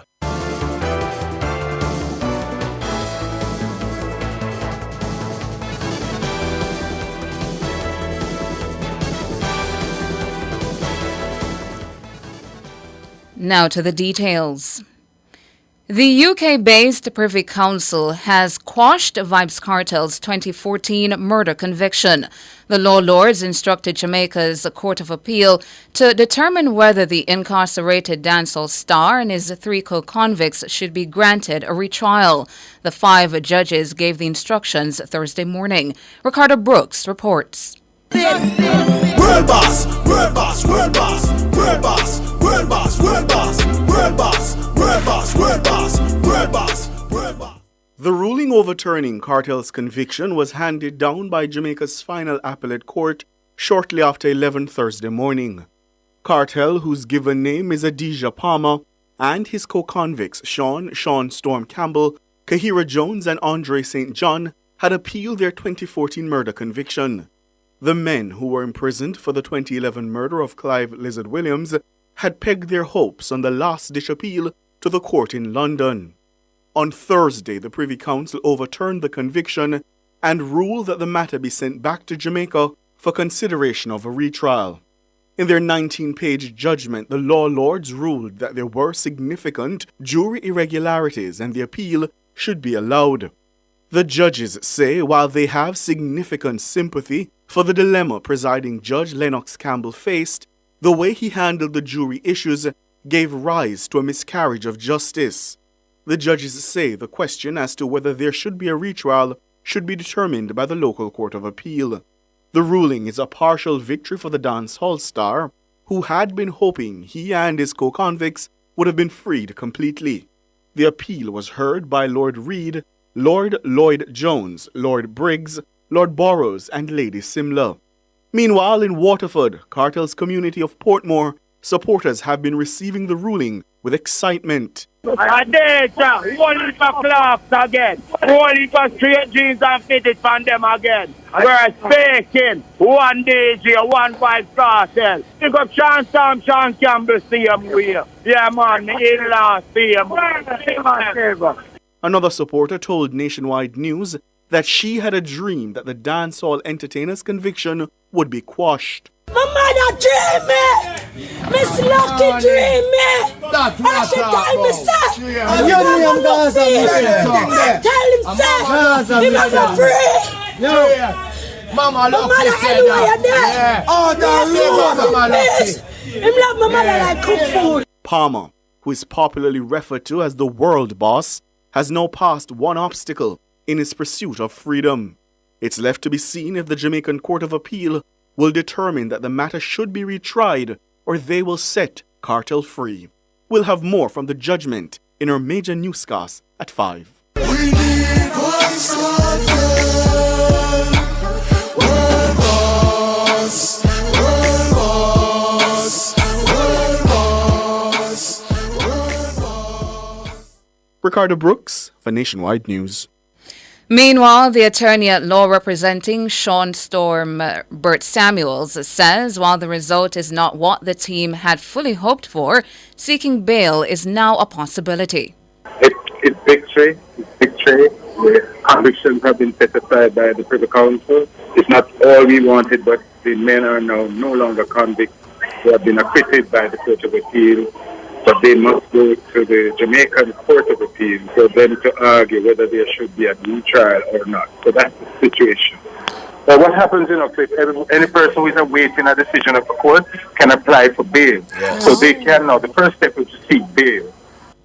Mr. Samuels also believes it would be a travesty for the Jamaican Court of Appeal to order a retrial of the matter.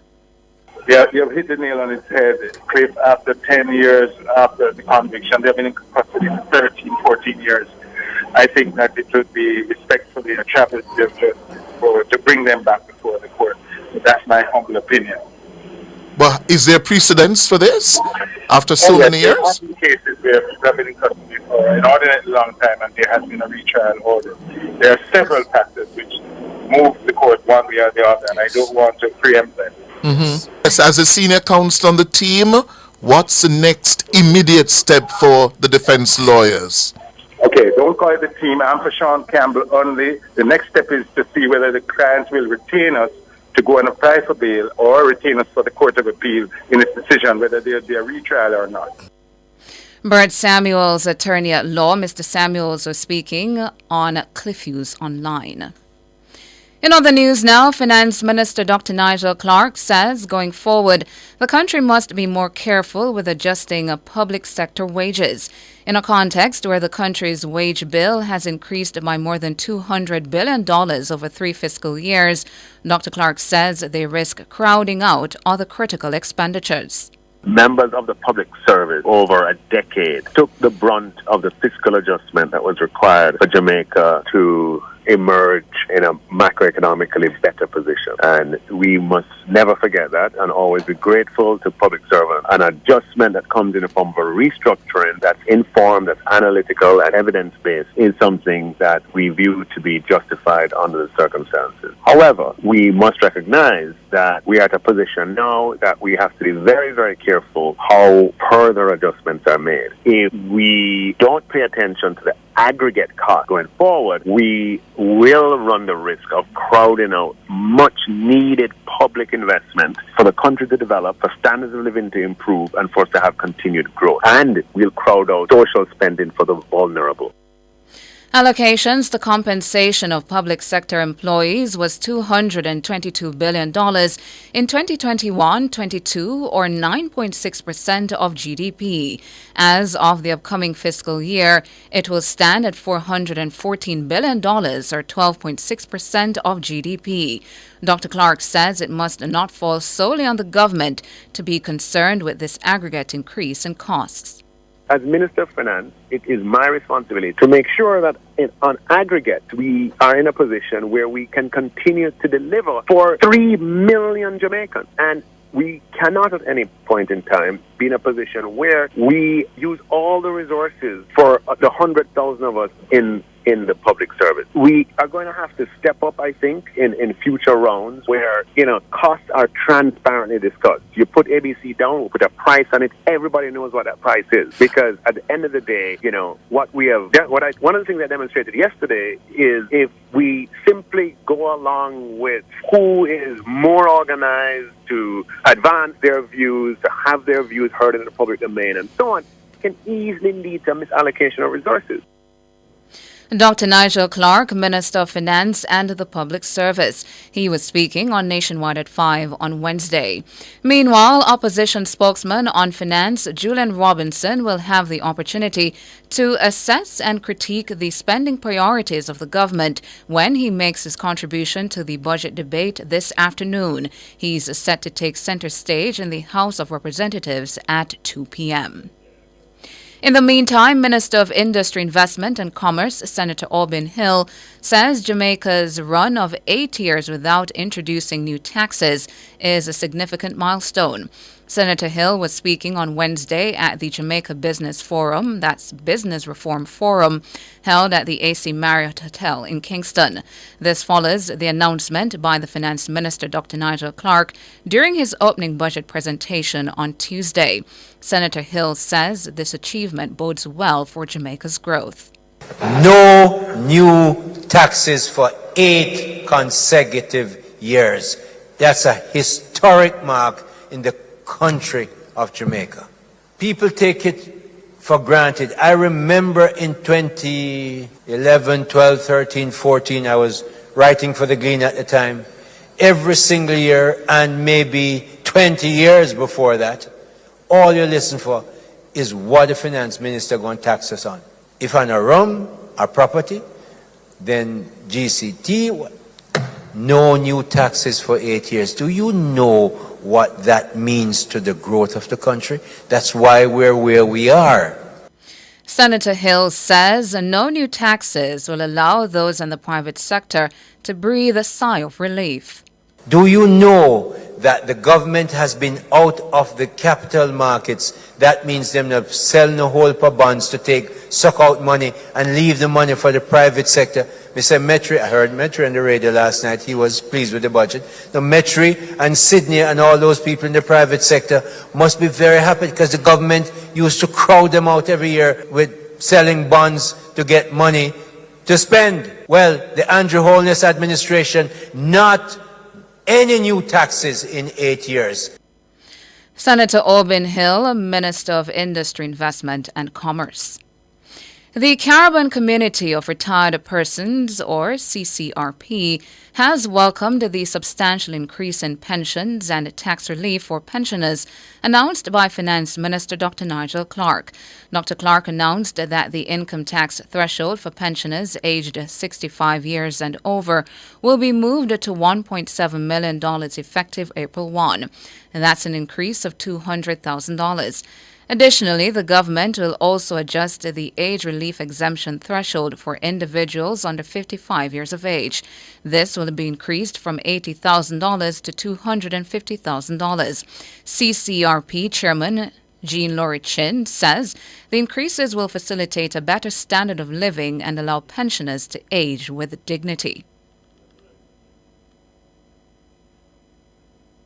We have been receiving letters, I mean really heartbreaking letters from pensioners or from people who have been writing on behalf of pensioners. And, they mentioned that this dedicated civil servants, now in their 80s, was having such a hard time making ends meet and demanding that there be a better standard of living for people who are entitled to age with dignity. And I think this relief that was mentioned by the minister, the increased pension, will bring great relief to our pensioners. So we're grateful. The CCRP is a non-profit, non-denominational and non-political senior citizens advocacy group. It has a membership of over 12,000. Mrs. Lori Chin says the CCRP has been advocating for a doubling of the $80,000 tax relief ceiling in light of the benefits offered by the governments of Trinidad and Tobago and Barbados. She's hailing the $250,000 threshold, calling the move a compassionate response. We had been corresponding with his ministry since 2022 on both the level of pension as well as the tax relief ceiling. And we had said, could you please move it from 80,000 to at least 160,000? And now he has come through with 250,000. Jean Laurie Chin, chairman of the Caribbean Community of Retired Persons, that's CCRP. In regional and international news now, regional news, the St. Martin Police Force is calling on parents and guardians to step up in their roles in light of what's described as an alarming increase in the videos depicting school fights circulating on social media. The police force says it recently witnessed numerous distressing videos showcasing violent altercations among students. It says of grave concern is a particularly harrowing video where a female student was subjected to severe mistreatment by two other young females. The incident culminated in a brutal physical assault where she was dragged along the road by her hair. The St. Martin Police Force says the distressing trend of school fights demands immediate attention and collective action from the entire community. It says that this problem cannot be solved by the police alone. To international news now, Donald Trump's lawyers are requesting a Florida judge to dismiss his criminal charges over alleged mishandling of classified documents, arguing he was authorized to keep the files.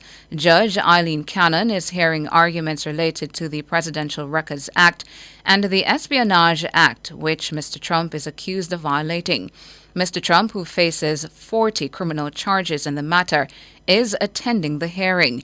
He has pleaded not guilty and called the case a witch hunt. The Presidential Records Act, passed after former President Richard Nixon sought to destroy White House records during the Watergate scandal, requires the presidential records to be turned over to the National Archives. Prosecutors allege Mr. Trump retained classified documents at his Mar-a-Lago, Florida residence and obstructed Justice Department's efforts to retrieve them and turn them over to the National Archives. The former president allegedly put boxes of classified material in a shower, a bathroom, a ballroom, and his bedroom at the Florida club. Lawyers for Mr. Trump have argued that he had the right to have the documents because he had unreviewable discretion to designate these classified records as personal documents. Special counsel Jack Smith, who brought the charges against Mr. Trump, disagrees. And that's it for the local, regional, and international segments at 12. Up next, sports.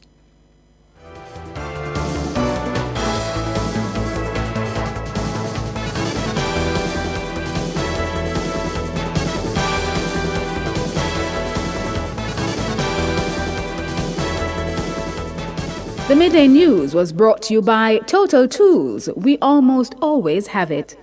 What the world needs now is more than a vacation. We need to come back to feeling our best selves again. Back to inviting. Back to loving.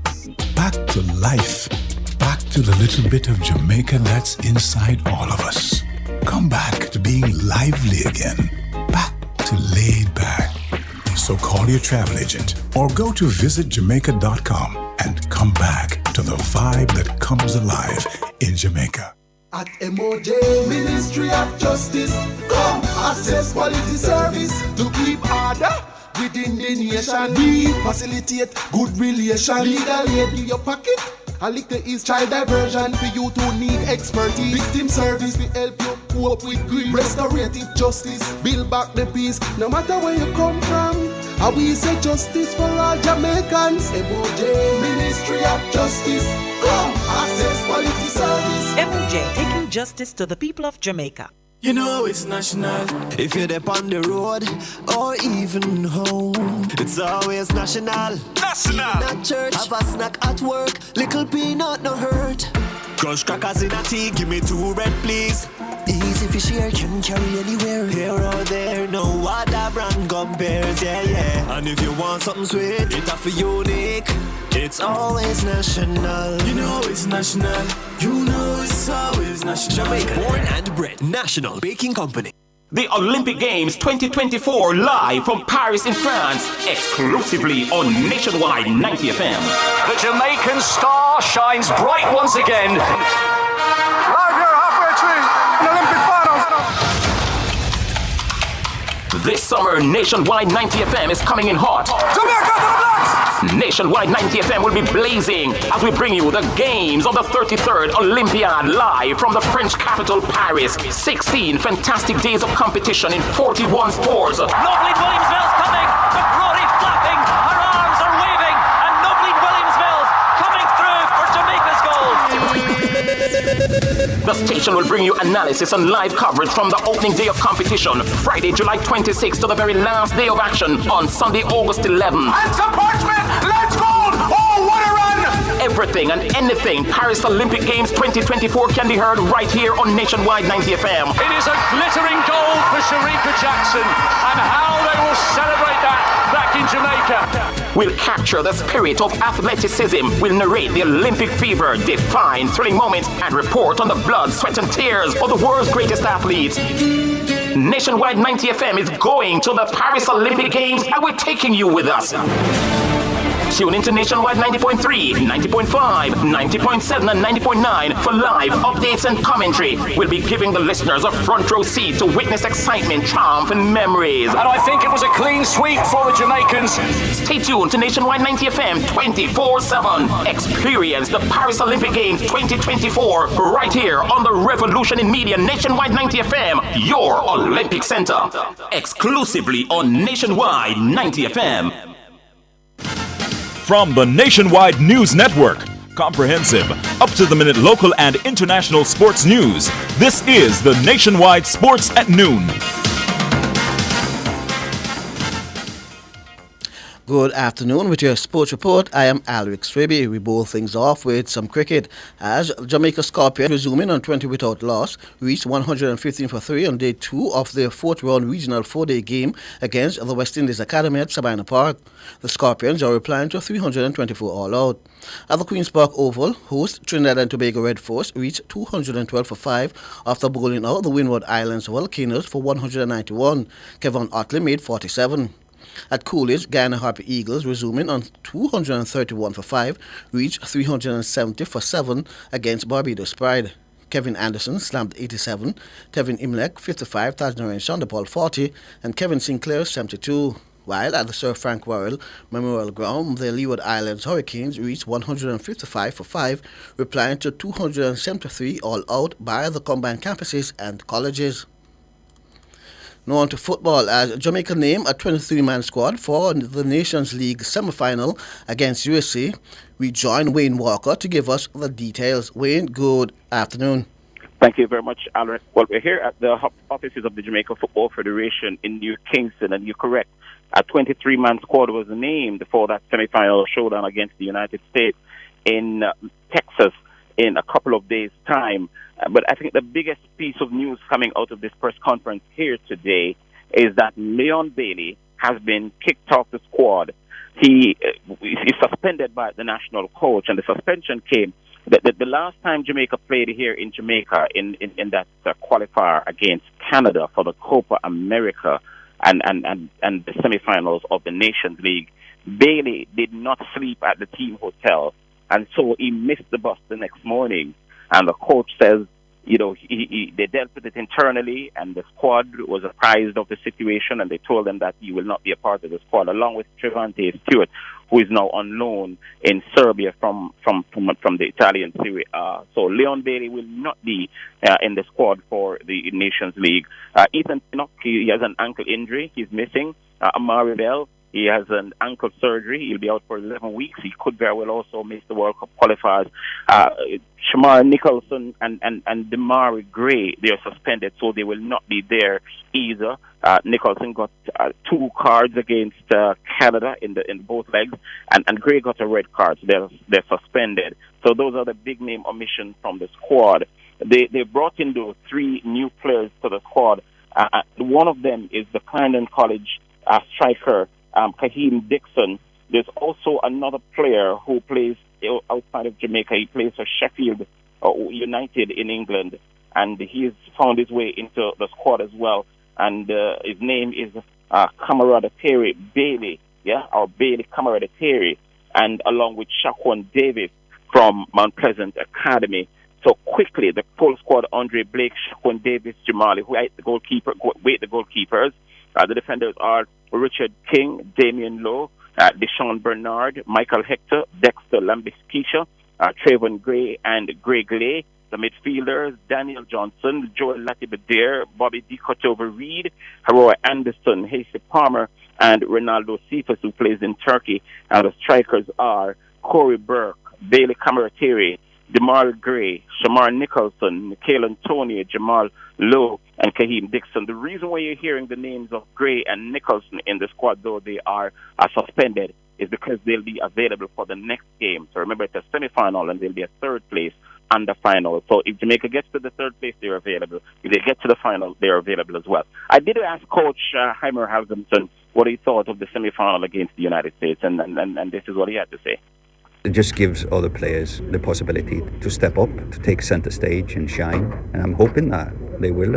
I have confidence in that they will take this step. And I look at this as an option to grow, not a pressure or something else. Yes, it will mean a lot to win it, but I think it's a great opportunity to grow.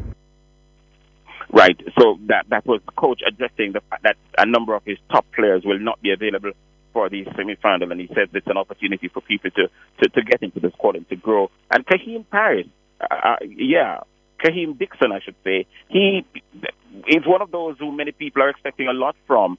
Dejon Richards came through the schoolboy football season last season, just like Kahim did this season. Richards is not in the squad at the moment, but Dixon is, and this is what coach believes that the young player has to offer. Yeah, I think he has potential.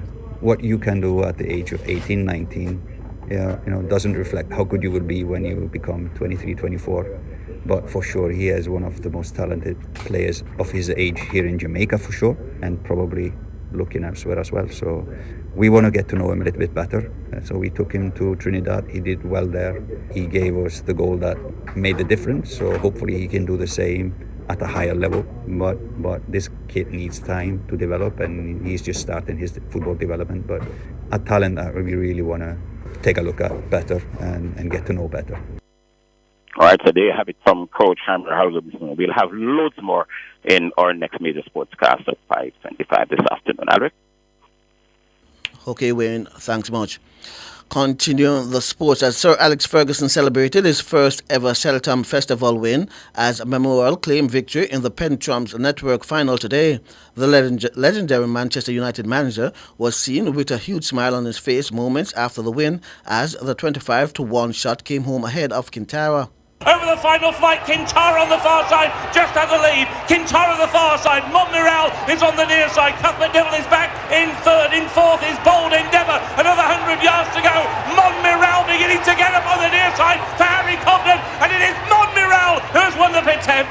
In second came Kintara, then Cuthbert Dibble and Bolden. Ferguson followed that up with his favourite, Tihubu, winning the stairs hurdle to give Trina Gordon-Elliott his first win of the week.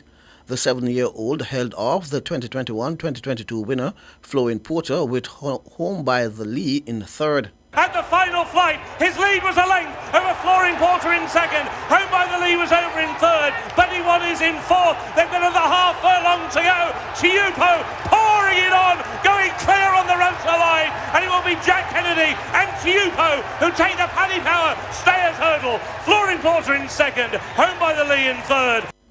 Another former English football manager, Harry Redknapp, also had a first-time winner.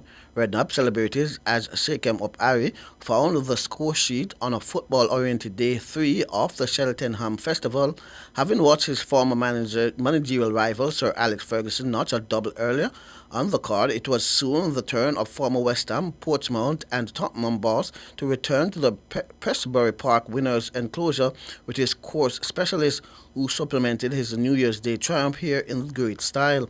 Sent off at 8-1 for the Trust A Trade Plate Handicap Chase, the Ben Pulling trained 10-year-old travelled supremely in the hands of Ben Jones, and having jumped the last already looking the winner, he stuck his head down and galloped all the way to the line. And Straw Fan Jack, they're attacking. It's Shake 'em Up Harry, drifting right-handed, but he's out clear by a couple of lengths and racing up towards the line. Shake 'em Up Harry will win the plate.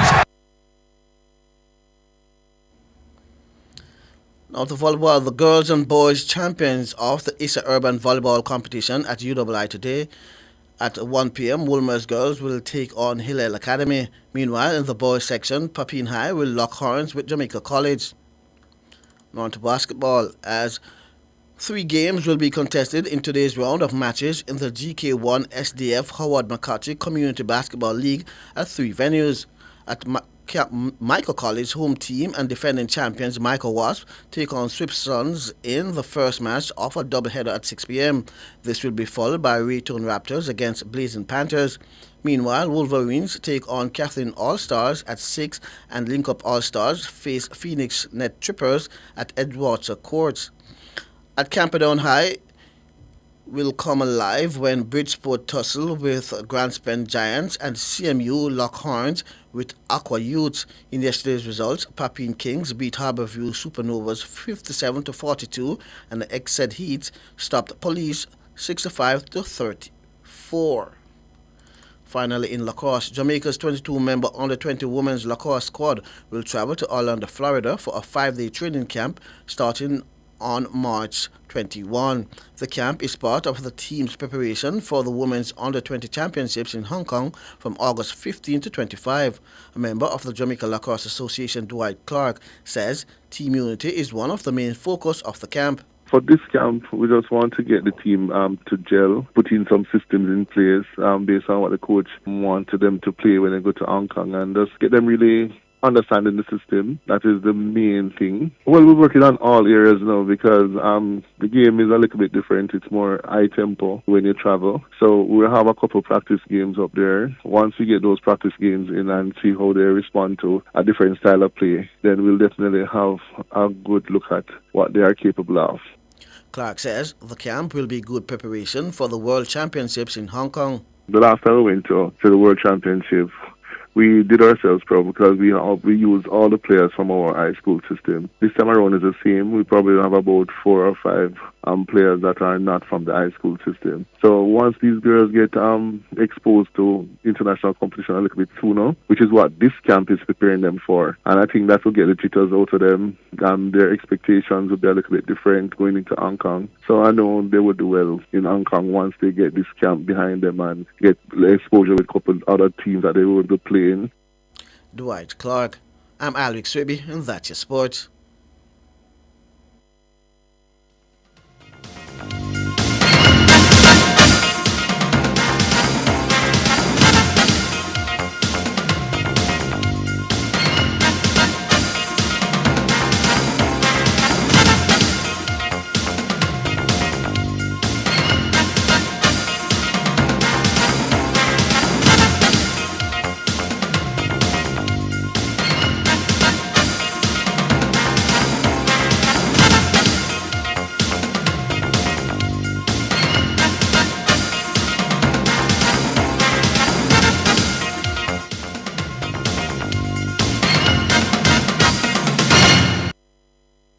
What the world needs now is more than a vacation.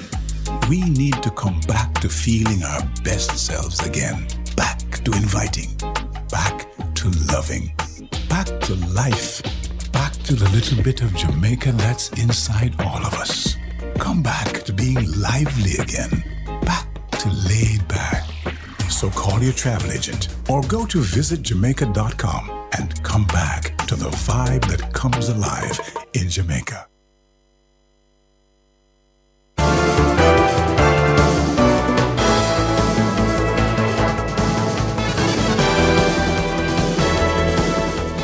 To recap our top stories making the nationwide world at noon, a Vybz Cartel murder conviction quashed. UK-based Privy Council instructs Jamaica's Court of Appeal to determine whether a retrial should be ordered for Cartel, Sean Campbell, Kahira Jones, and Andre St. John. Meanwhile, attorney at law Bert Samuels believes it would be a travesty for the Jamaican Court of Appeal to order a retrial in the matter. And Cartel supporters in his community of Waterford St. Catherine are expressing joy at the ruling coming out of the Privy Council. I'm Tona Thomas. You can find the news on our website at nationwideradiojm.com and on the Nationwide app available on Google Play and the App Store. Major news next at 5.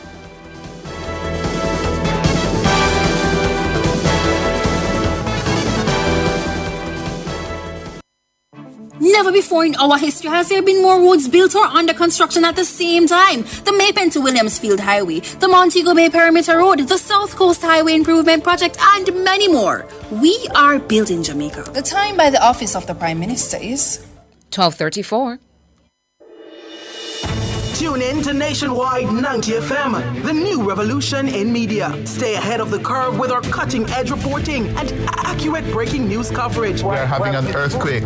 Oh, God. Hear it here first on Nationwide 90 FM. Is that really Cliff News, Stonky? Tune in, turn up the volume, and listen. We bring a mix of news, entertainment, and sports to your lives. Nationwide 90 FM's live and continuous coverage of the World Championships in Budapest, Hungary. News and discussions week mornings. Coming up in the news at 6 for this morning. Entertainment in the afternoons, then news again in the evenings. Nationwide news at this hour, fired.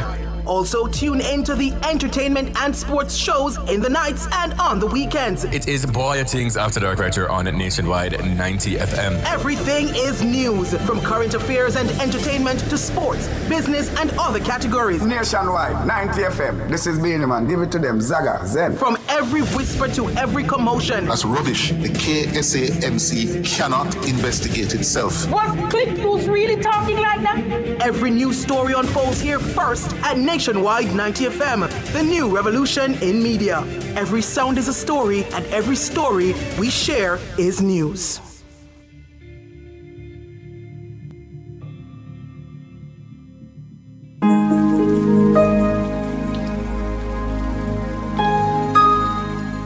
Hi there. Here's some good news for these trying times. Quote, "By God's word, I can see where I'm going. They throw a beam of light on my dark path." Unquote. Psalm 119, verse 105. Listen for God's Word weekdays at 5:45 a.m. and 12:55 p.m. through Oasis. Stop by for a refreshing drink and share a God perspective for the day. Oasis. Weekdays 5:45 a.m. and 12:55 p.m. right here on Nationwide, a revolution in media. The rebroadcast of the Oasis can be heard weekdays at 5:45 a.m. The Oasis is brought to you by Solar Tech Jamaica. We use the gift of the sun to power our world. Timeline with the stinger, Honey Bee.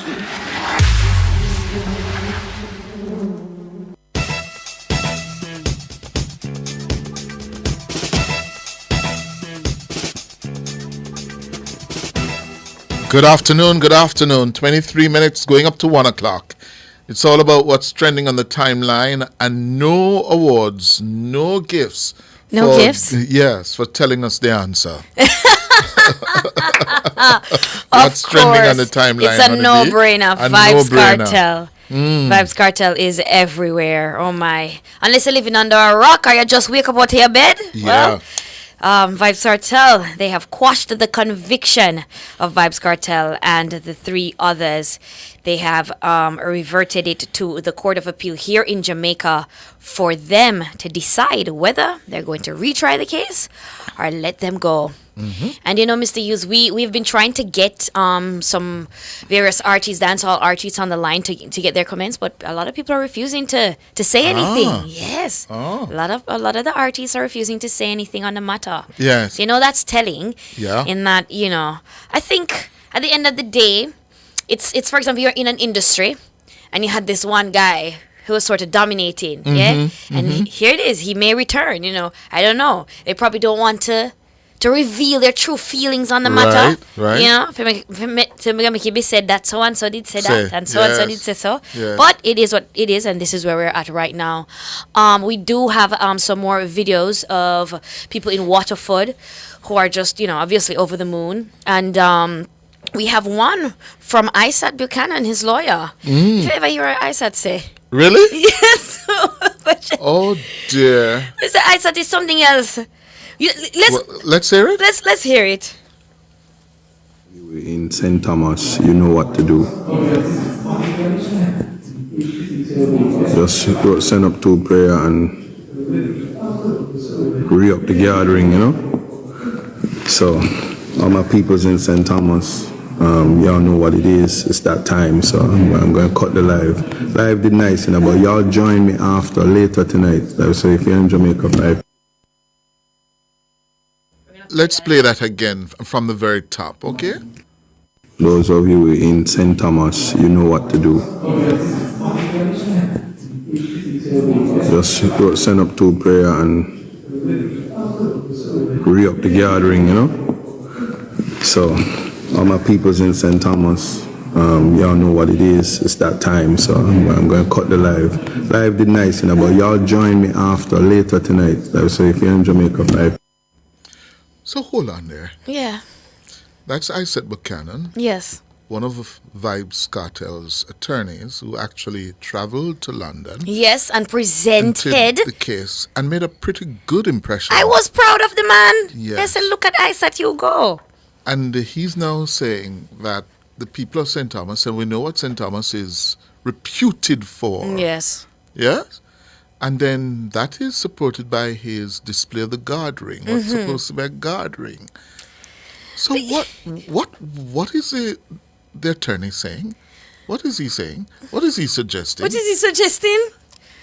Obia should be brought into the mix now to go for the Obia workers, the Obia men, to work overtime now to help Cartel. Coming from an attorney. And at this point too, come on, absolutely unnecessary. Absolutely unnecessary. He has this capacity to, put his foot in his mouth. Yeah. Sabotaging oneself. Stop that. Stop that. Indeed. Wow. I'm telling you. What else do we have from Waterford? Yes. Yes.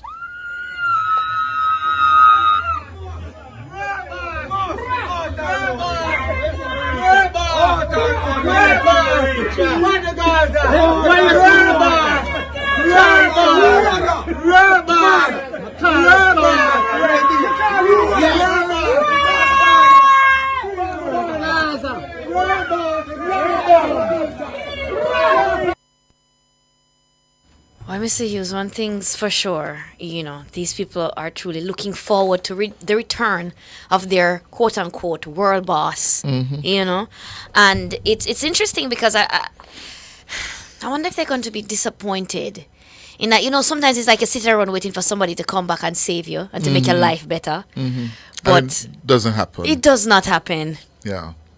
And it's not going to happen. We have one more with this lady who was saying that she knew he was going to, and she knows he's going to be free. Anytime, anywhere. That we are talking about. Love you. Love you. God is good. Me get the dream. My mother dream me. Miss Lucky Dream, yeah. And she tell me, say, she don't no feel. Tell him, say, he not no free. Mama Lucky said that. Yeah. Oh, the Mama Lucky. Him love my mother like cook food. Same way again, yeah. Jesus. Yeah, man. Oh, well, she's her mother dreamer. She knew. But you know, Mr. Hughes. And she bleach. Yes, she's bleaching. Listen to me, Lord Father, what a day today is. Well, who we really want to hear from now eventually is the prosecution. Right? Yes. And also, I was having some discussions in the break during the news, and one of the things that came to light is if the Court of Appeal decides that they're going to retry this case, they have to do everything from scratch again, which includes new evidence. No. They can use but the same old evidence? Yeah. There's no new evidence. So they're not. So they don't have to come now with something. How do they recover to present in a convincing manner the evidence that they would have gathered? No, they already have. 10 years ago. Yeah. Yeah. How do they convince any court that that evidence has not been tampered with? Right. Has not been degraded? Yeah. Has been preserved? There are some really practical hurdles to overcome. Yes. I don't see much merit in having a retrial. To be honest with you, I don't either. But we'll just have to wait and see what they do decide. Yeah. Yeah. But if you're just learning about it, if you just joined, it's 16 minutes to 1 o'clock. The UK Privy Council this morning ruled that the convictions of Vybz Cartel and his three convicts, that conviction should be quashed. It does not stand any longer. And they have said as well that the Jamaican Court of Appeal should now consider whether the men are to be granted a retrial. Right. Right? And that now puts the entire affair back into the hands of the Jamaican court. Yes. And they said this morning that the conviction of Cartel and the three was flawed. Yeah. Because of a number of issues, including the fact that the presiding judge, Lennox Campbell's instructions after it became apparent that there were attempts to tamper with the jury, to bribe the jurors, that his instructions to the jury were insufficient. And also the period of time that they got to deliberate the case. Apparently they were sent 17 minutes to 4. Yeah. To make a decision. To be recalled at 4. Yeah. Mr. Hughes, it is a moment of test. Yeah. For the Jamaican system, eh? Yeah, and that is the point. And that's what we want to leave our listeners with and our viewers with. That at the end of the day, it's us looking at our justice system, right? And ensuring that whenever we have cases like this, cases that are so important and so serious, we deal with it properly and follow all regulations and protocol. Yep. We cannot sidestep anything and say, oh, fine. Yeah, I don't think this is big enough for us to decide to dismiss the entire jury simply because we don't want to go through the hassle of getting, 12 more jurors in to start, to go over this case again. You have to do things the right way, or else it ends up in this way. So, at 14 minutes to 1, this means that the 4 are now presumed to be innocent. Yes. Pending the Court of Appeal deciding on whether there should be a retrial. And what does that mean? With no conviction against their names, very important, no conviction against their names, they're entitled to make an application for bail. They can now apply for bail. Yes. Which can be granted or denied until the Court of Appeal hears the issue of whether to retry. What will the Court of Appeal consider? The Court of Appeal will consider whether it is fair in the circumstances to order a retrial by taking into consideration the time that has elapsed, whether witnesses are still available, whether a jury, which is constituted after all this publicity, can remain fair. In other words, can they now get a fair trial? Yeah. Where are you going to find 7 or 8 or 9 people in Jamaica 12 who have made up their minds? Exactly. One way or the been other. overexposed to all the details and everything as it relates to this case. And that's why I speak of the practical hurdles to be overcome. Yeah. I don't see them overcoming these. Yeah. If the Court of Appeal finds that it would not be fair to order a retrial, yeah, it means that they will be released forthwith. Yes. Yeah. And I was listening to Bert Samuels, and he was saying that if that is the case and that is issued, they have to be released post haste. Because if they stay there for 3 hours, they can sue. Yes. Yes. So immediately. Yeah. Yeah. Well, that is it. Thank you very much, Honeybee. Thank you, Mr. Hughes. Yes, thank you. After the break, more of your calls.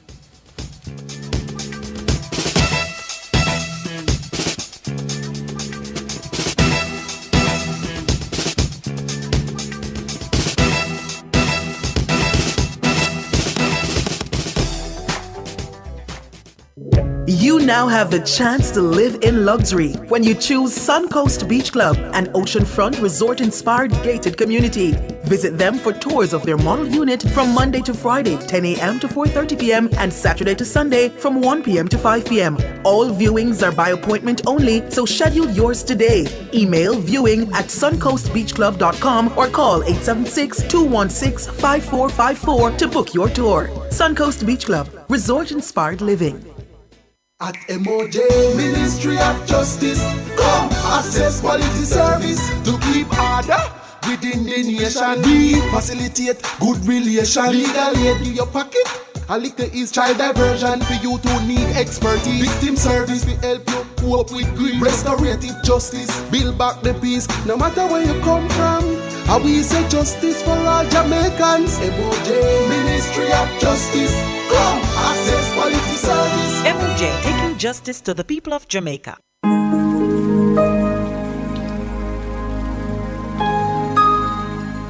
Hi there.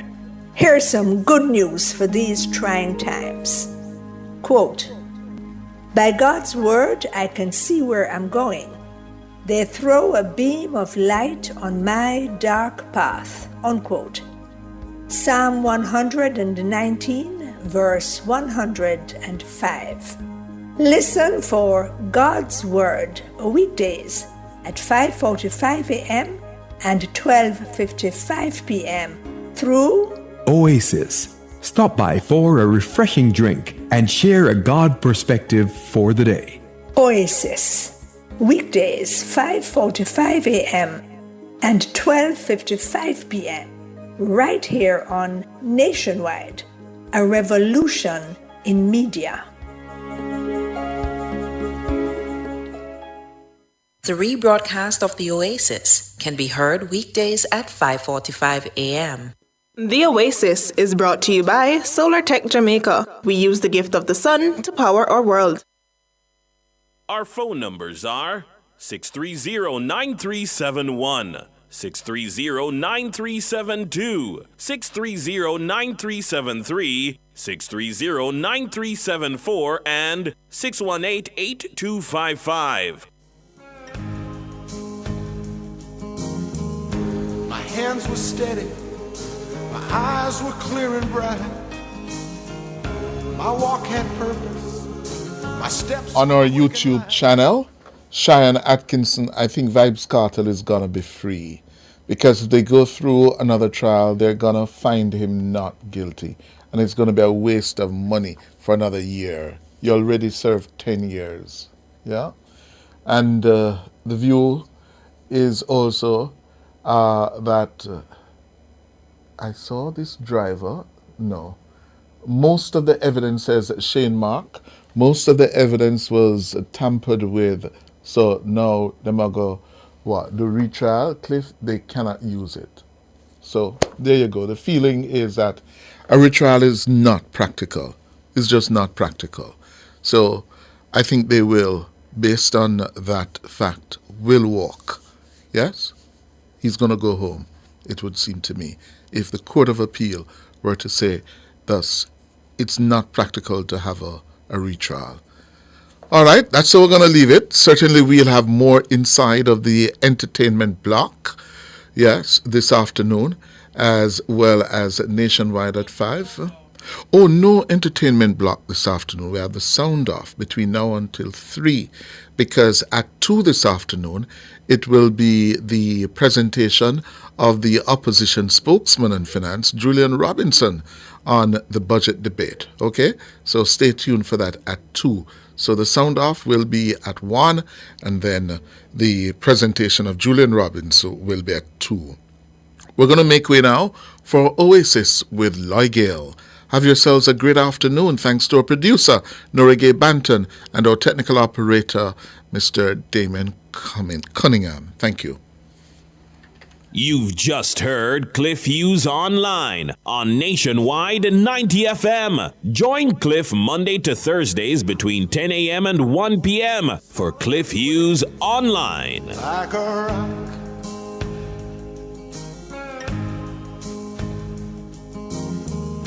My hands were steady, my eyes were clear and bright. My walk had purpose, my steps were quick and light. And I held firm to what I felt was right, like a rock. Like a rock. I was strong as I could be, like a rock. Nothing ever got to me, like a rock. I was something to see, like a rock.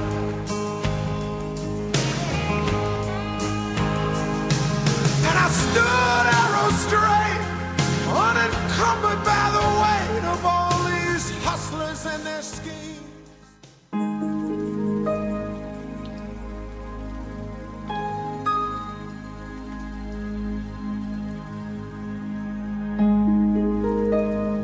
Welcome to Oasis. Stop by for a refreshing drink as we share the Pauline letters, as relevant to us now as they were to those to whom they were addressed in the Apostle Paul's day.